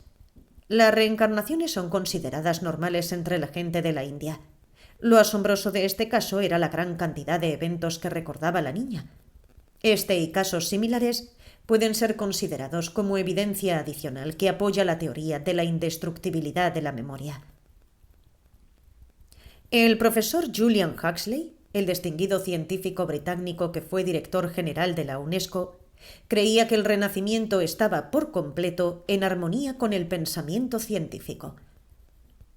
No hay nada en contra de la permanente supervivencia de una individualidad espiritual que es emitida, de alguna manera, en el momento de la muerte, como un claro mensaje inalámbrico es emitido por un aparato emisor trabajando en forma concreta.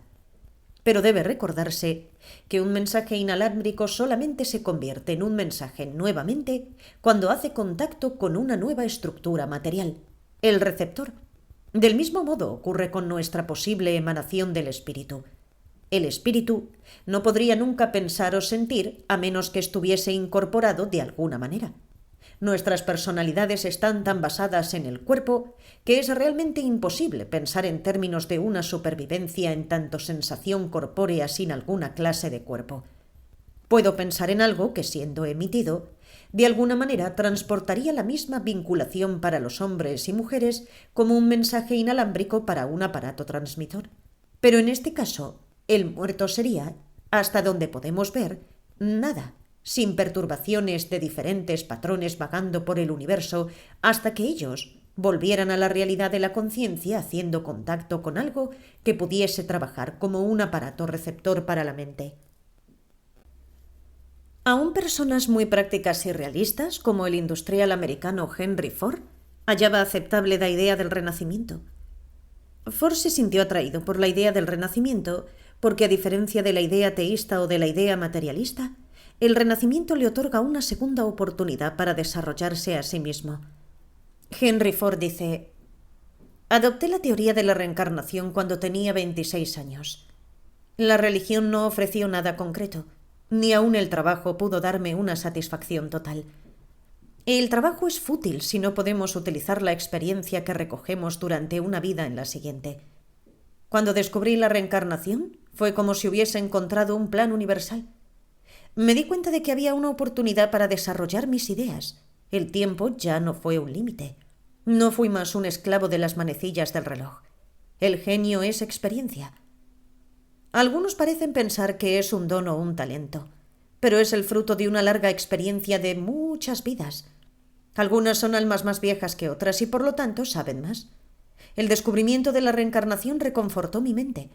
Si usted conserva un registro de esta conversación, escríbala para que reconforte a la mente de los hombres.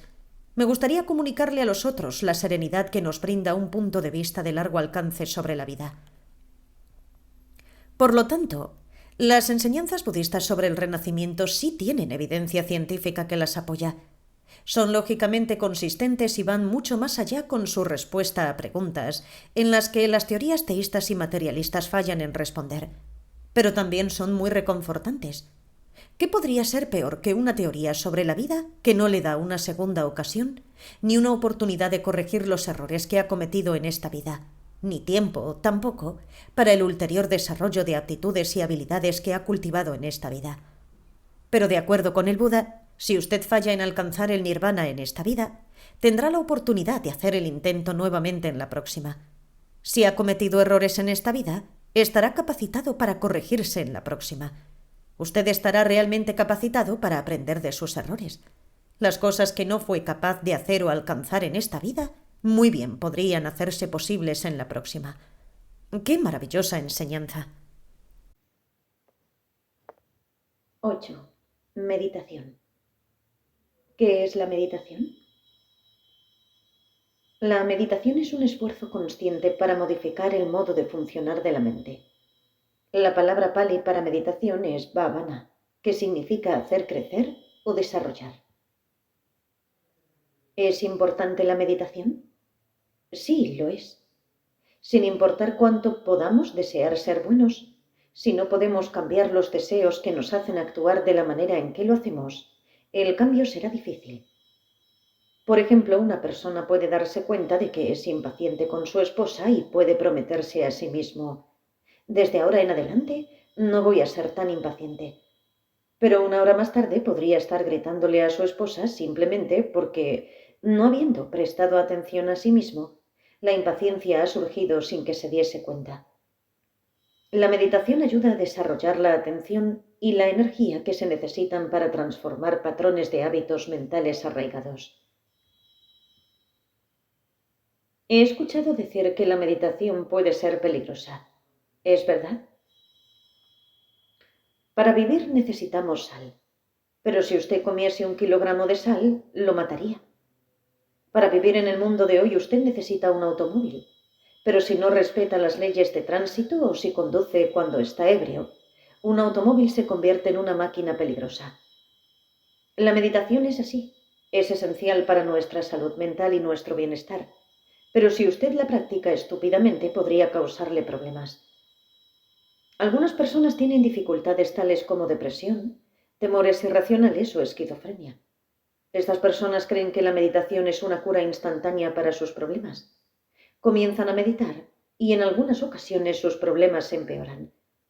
Si usted tiene un problema como este, debería buscar ayuda profesional y después de mejorarse dedicarse a meditar. Otras personas se esfuerzan demasiado a sí mismas, se dedican a la meditación y en lugar de hacerlo gradualmente paso a paso, meditan con demasiada energía durante demasiado tiempo y se agotan. Pero tal vez la mayoría de los problemas en la meditación son causados por la meditación canguro.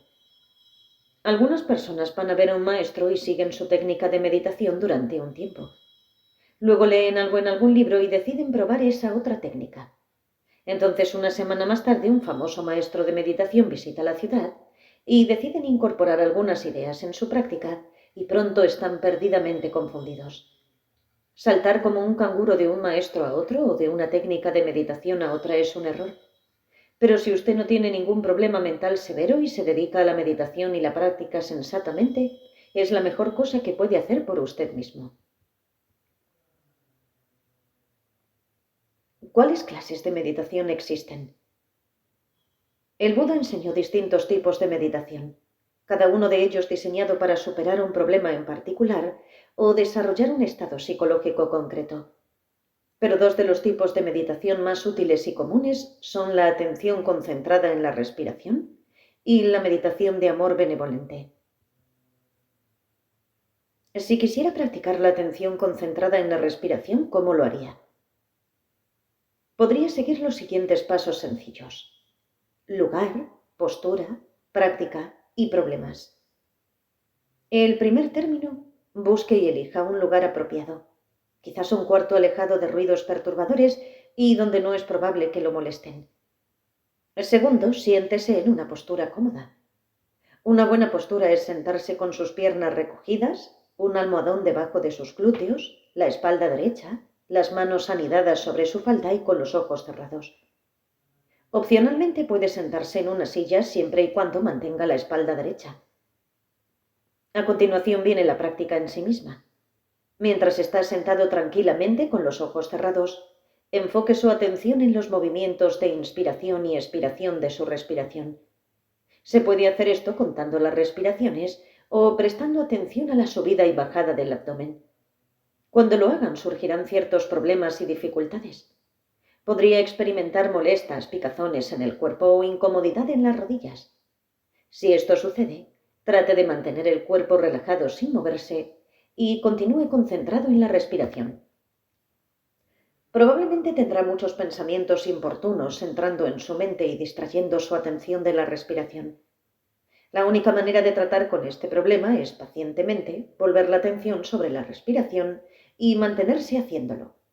Si usted continúa de este modo, con el tiempo los pensamientos se debilitarán, su concentración se volverá más sólida y tendrá momentos de una profunda quietud mental y paz interior. ¿Por cuánto tiempo debería meditar?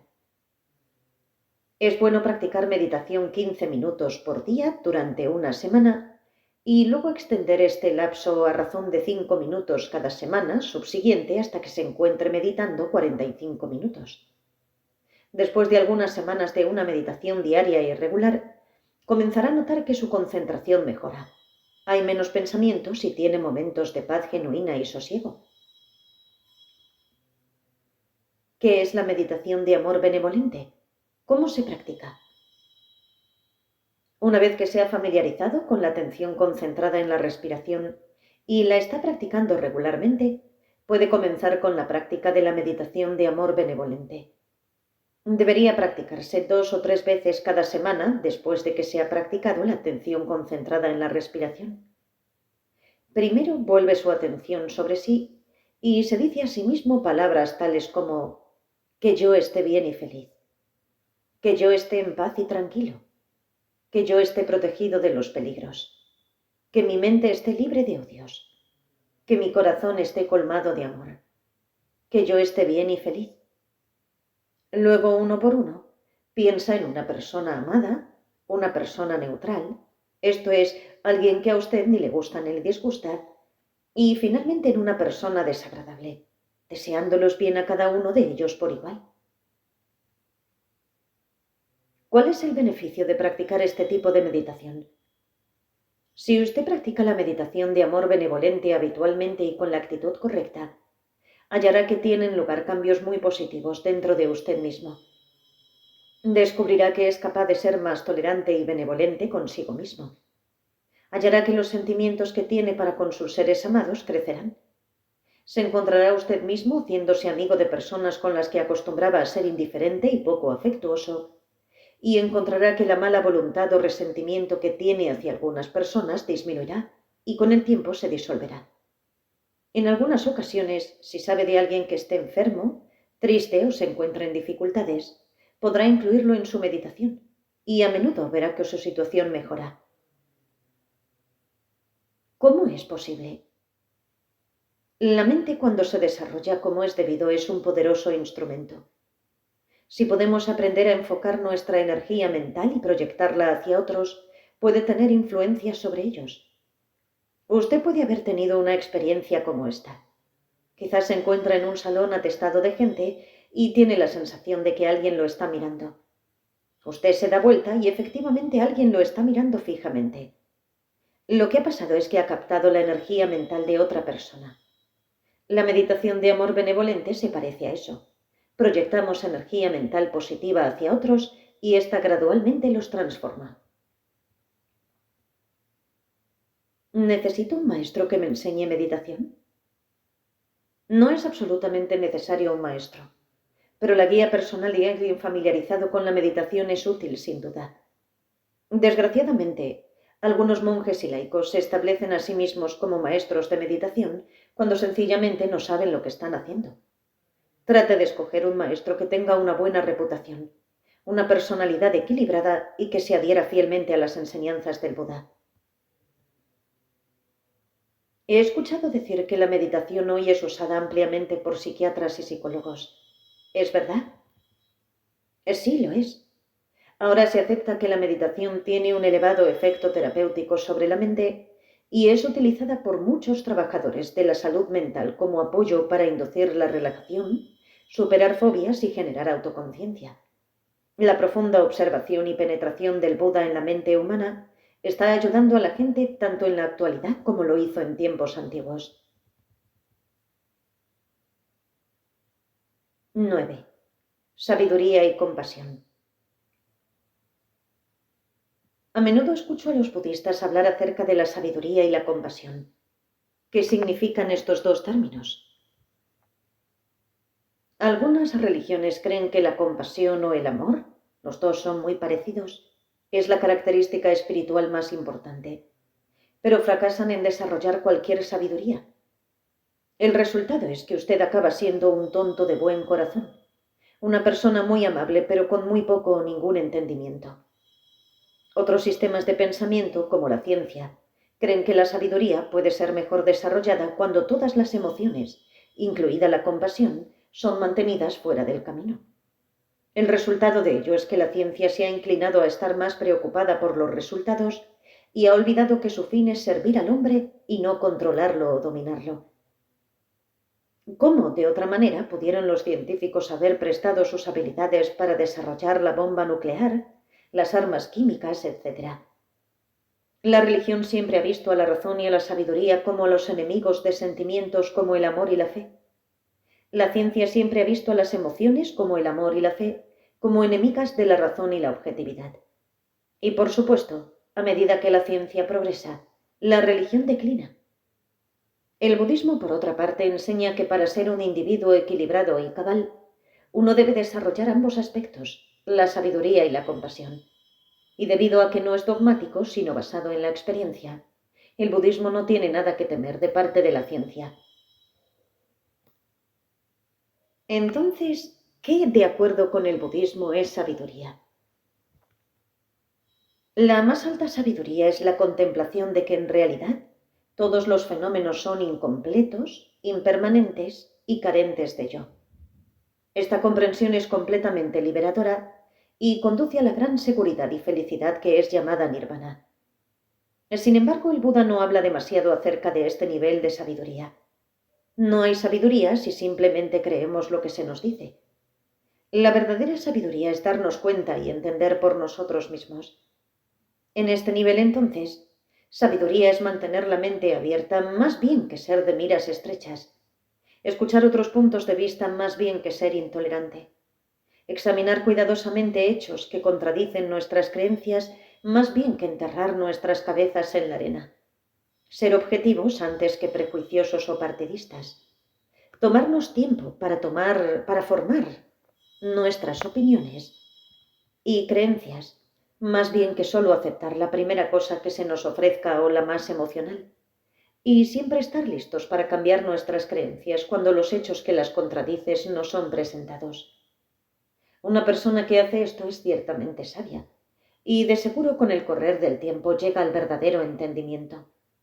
El camino de creer solamente en lo que a usted se le dice es fácil. El camino budista requiere coraje, paciencia, flexibilidad e inteligencia.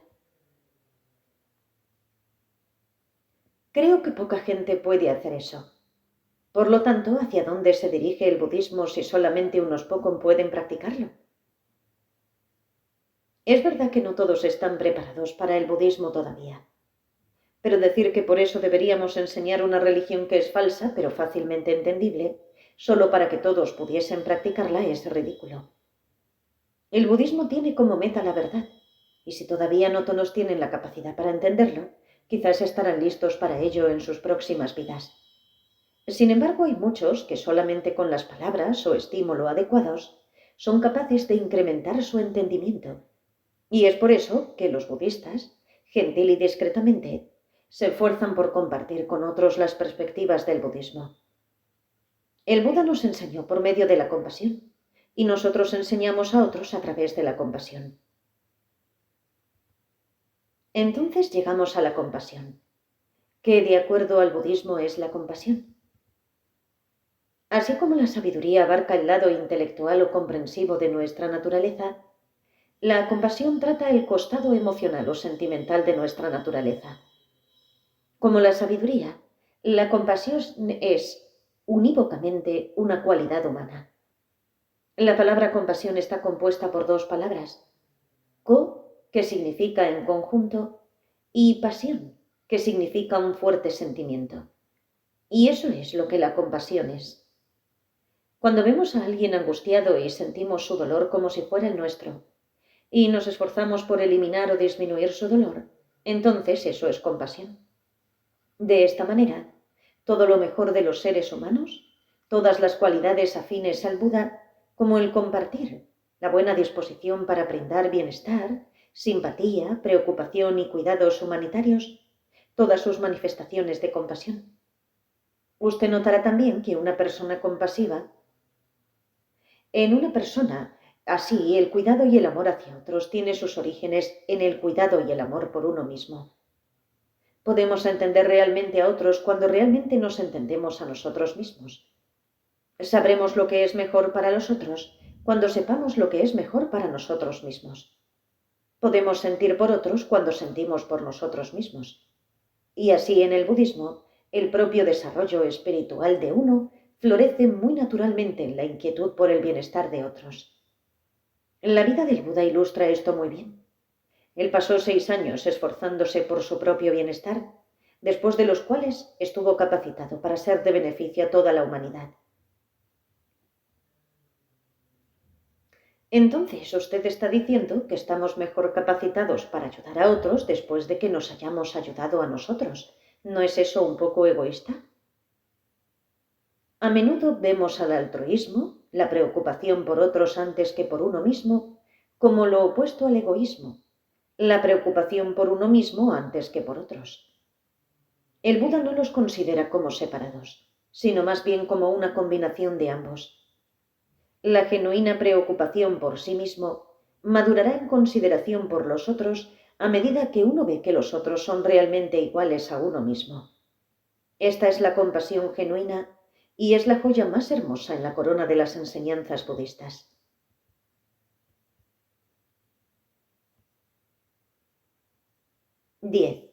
Vegetarianismo. Los budistas deberían ser vegetarianos, ¿no? No necesariamente. El Buda no fue vegetariano.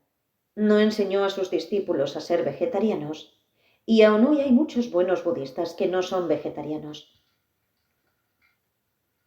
Pero si ustedes comen carne, son indirectamente responsables por la muerte de un ser viviente. ¿No es eso quebrantar el primer precepto? Es verdad que cuando usted come carne es responsable indirecta o parcialmente por la matanza de un ser viviente, pero también es así cuando come vegetales. El granjero tiene que fumigar sus cultivos con insecticidas y venenos para que los vegetales lleguen a sus platos de comida sin agujeros. Y una vez más, hay animales que han sido muertos para proveer cuero para su cinturón o bolso, aceite para el jabón que usa y miles de otros productos también. Es imposible vivir, dicho de alguna manera, sin ser indirectamente responsable por la muerte de algunos otros seres. Y esto es solo otro ejemplo de la primera noble verdad. La existencia es sufrida e insatisfactoria. Cuando usted toma el primer precepto, usted trata de evitar ser directamente responsable por la matanza de los seres. Los budistas Mahayana no comen carne. Eso no es correcto. El budismo Mahayana en China puso mucho énfasis en ser vegetariano, pero ambos, los monjes y laicos de la tradición Mahayana en el Japón y el Tíbet, por lo general comen carne. Pues aún creo que los budistas deberían ser vegetarianos. Si hubiese una persona que fuese un vegetariano muy estricto, pero que al mismo tiempo fuese egoísta, deshonesto y mezquino, y otra persona que no fuese vegetariana, pero fuese considerado con los otros honesto, generoso y amable, ¿cuál de los dos sería mejor budista? La persona que fuese honesta y amable. ¿Y por qué? Bueno, porque esa persona tiene un buen corazón. Exactamente. Uno que come carne puede tener un corazón puro, precisamente como uno que no come carne puede tener un corazón impuro.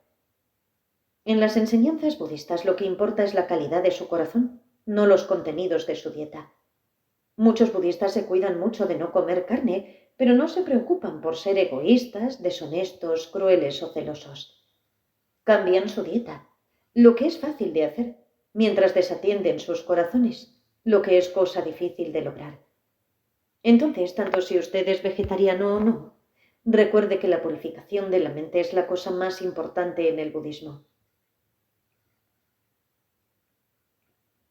Buena suerte y destino. ¿Existe tal cosa como la suerte? El diccionario define suerte como la creencia en que cualquier cosa que pase, sea esta buena o mala, a una persona en el curso de los eventos, es debido a la oportunidad, el destino o la fortuna. El Buda negaba esta creencia completamente. Todo lo que sucede tiene causa o causas específicas, y deben existir algunas relaciones entre la causa y el efecto. Enfermarse, por ejemplo, tiene causas específicas. Uno debe llegar a estar en contacto con gérmenes y el cuerpo de uno debe estar lo bastante débil como para permitir a los gérmenes que se establezcan. Hay una relación concreta entre las causas, los gérmenes y el cuerpo debilitado, y el efecto, la enfermedad, porque sabemos que los gérmenes atacan a los organismos y dan lugar al surgimiento de la enfermedad. Pero no hay relación que pueda ser hallada entre llevar un pedazo de papel con palabras escritas y el ser rico o aprobar exámenes. El budismo enseña que cualquier cosa que pasa ocurre así debido a causa o a causas, sino a la suerte, la oportunidad o el destino. Las personas que se interesan en la suerte siempre están tratando de obtener algo, a menudo más dinero y riqueza. El Buda nos enseña que por lejos es mucho más importante desarrollar nuestros corazones y mentes. Él dice: ser profundamente culto y entendido, estar bien preparado y hacer uso de palabras amables. Esa es la mejor buena suerte. Asistir a la madre y al padre, valorar a la esposa y a los hijos y tener sencillos medios de vida, esa es la mejor buena suerte. Ser generoso, justo, ayudar a los parientes de uno y siendo intachable en sus acciones, esa es la mejor buena suerte. Mantenerse alejado de la maldad y de bebidas embriagantes y estar siempre adherido a la virtud, esa es la mejor buena suerte. Respeto, humildad, contentamiento, gratitud y escuchar el buen dharma, esa es la mejor buena suerte. Convirtiéndose en budista. Lo que usted dijo hasta ahora me resulta muy interesante. ¿Cómo llegó a ser budista?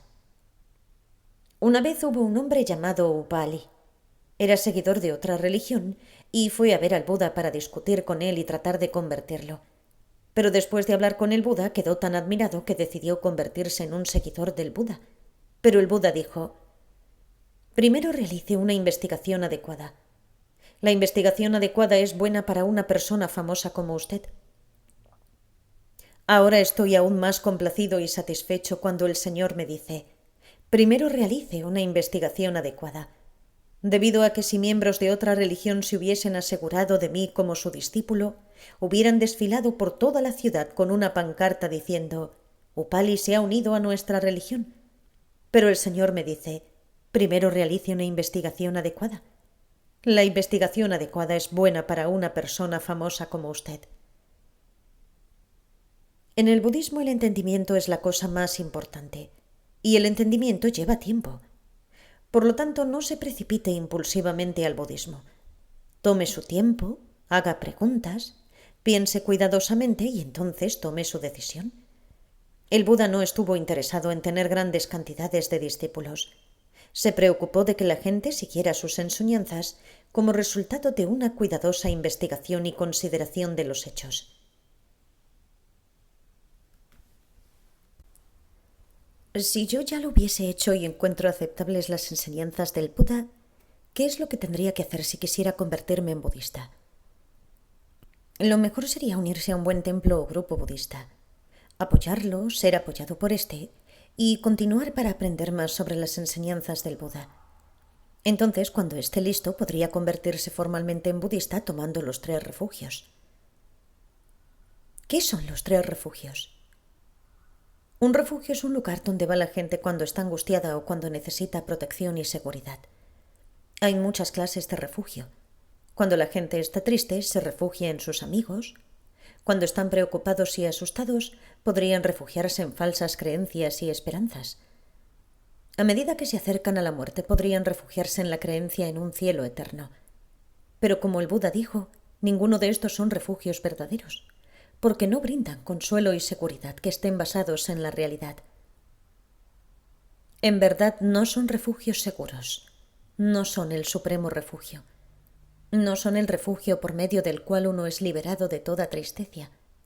Pero tomar refugio en el Buda, el Dharma y la Sangha, y discernir con verdadero entendimiento las 4 nobles verdades, el sufrimiento, la causa del sufrimiento, la trascendencia del sufrimiento y el noble óctuple sendero que lleva a la trascendencia del sufrimiento. Este, de hecho, es el refugio seguro, es el refugio supremo, es el refugio por el cual uno se libera de todo el sufrimiento. Tomar refugio en el Buda es la aceptación confiada del hecho de que uno puede llegar a estar iluminado y perfeccionado así como lo fue el Buda. Tomar refugio en el Dharma significa el entendimiento de las 4 nobles verdades y la cimentación de la vida de uno en el noble óctuple sendero.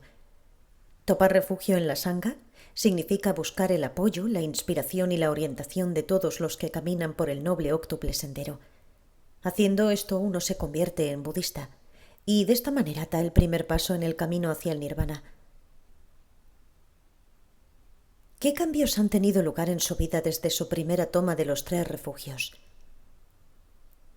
Como otros incontables millones durante los últimos 2500 años, hallé que las enseñanzas del Buda tenían sentido en medio de un mundo difícil. Han dado significado a lo que era una vida carente de sentido. Me han dado una ética humana y compasiva con la que guiar mi vida, y me han mostrado cómo puedo alcanzar un estado de pureza y perfección en la próxima vida. Un poeta en la antigua India escribió una vez sobre el Buda: ir a él por refugio, cantar a su alabanza, honrarlo y morar en su Dharma, es actuar con entendimiento. Estoy completamente de acuerdo con esas palabras. Tengo un amigo que siempre está tratando de convertirme a su religión. No estoy realmente interesado en su religión y se lo dije, pero no me deja en paz. ¿Qué es lo que puedo hacer? La primera cosa que usted debe entender es que esa persona no es realmente su amigo. Un amigo verdaderamente lo acepta a usted tal como es y respeta sus deseos. Sospecho que esa persona meramente simula ser su amigo para poder convertirlo. Cuando las personas tratan de imponer su voluntad sobre usted, con certeza no son sus amigos. Pero él me dice que quiere compartir su religión conmigo. Compartir su religión con otros es cosa buena, pero yo sugiero que su amigo no conoce la diferencia entre compartir e imponer. Si tengo una manzana, le ofrezco la mitad, y usted acepta mi ofrecimiento, entonces la compartí con usted. Pero si usted me dice, gracias, pero ya he comido, y yo continúo insistiendo para que usted tome la mitad de la manzana y se da por vencido a causa de mi apremio, difícilmente podemos llamar a eso compartir. Las personas como su amigo tratan de encubrir su mala conducta llamándola compartir, amor o generosidad, pero no importa cómo ellas lo llamen. Su conducta aún así es sencillamente grosera, de malos modales y egoísta. Entonces, ¿cómo puedo detenerlo? Eso es sencillo. En primer lugar, tenga claro en su mente lo que quiere. En segundo lugar, clara y brevemente, dígaselo. En tercer lugar, cuando le haga preguntas tales como ¿qué crees con respecto a este tema? ¿O por qué no quieres venir conmigo a la reunión? Con claridad, de modo cortés y persistentemente, repita su primera expresión. Gracias por la invitación, pero preferiría no ir. ¿Por qué no? En realidad eso es asunto mío, prefiero no ir. Pero habrá muchas personas interesantes allí. Estoy seguro que las habrá, pero prefiero no ir. Te estoy invitando porque me preocupo por ti. Me agrada que te preocupes por mí, pero prefiero no ir. Si usted clara, paciente y persistentemente se lo repite y se niega a permitirle que lo envuelva en una discusión, a la larga se rendirá. Es una lástima que usted tenga que hacer esto, pero es muy importante que la gente aprenda que no puede imponer a otras personas sus creencias ni sus deseos. ¿Los budistas deberían tratar de compartir el Dharma con otros? Sí, deberían. Y creo que la mayoría de los budistas entienden la diferencia entre compartir e imponer. Si la gente le pregunta acerca del budismo, hábleles. Incluso puede hablar sobre las enseñanzas del Buda sin que se lo pregunten. Pero si mediante palabras o acciones le hacen saber que no están interesados, acepte y respete sus deseos. También es importante recordar que usted puede hacer que la gente conozca mucho más eficazmente acerca del Dharma a través de sus acciones más que predicándoles. Muéstrele a la gente el Dharma siendo siempre considerado, amable, tolerante, honrado y honesto. Deje que el Dharma brille a través de sus palabras y acciones. Si cada uno de nosotros, usted y yo, conocemos el Dharma a fondo, lo practicamos íntegramente y lo compartimos generosamente con otros, podemos ser de gran beneficio para nosotros mismos y también para los demás. Buena pregunta, buena respuesta del venerable S. Dhammika, traducido por Sergio Locares para publicaciones Fondo Dharma del Centro Mexicano del Budismo Theravada AC. Este material puede ser reproducido para uso personal y puede ser distribuido solo en forma gratuita. Última actualización, lunes 21 de junio de 2004. Narrado por Cristina Ingrid P. Gracias por escuchar.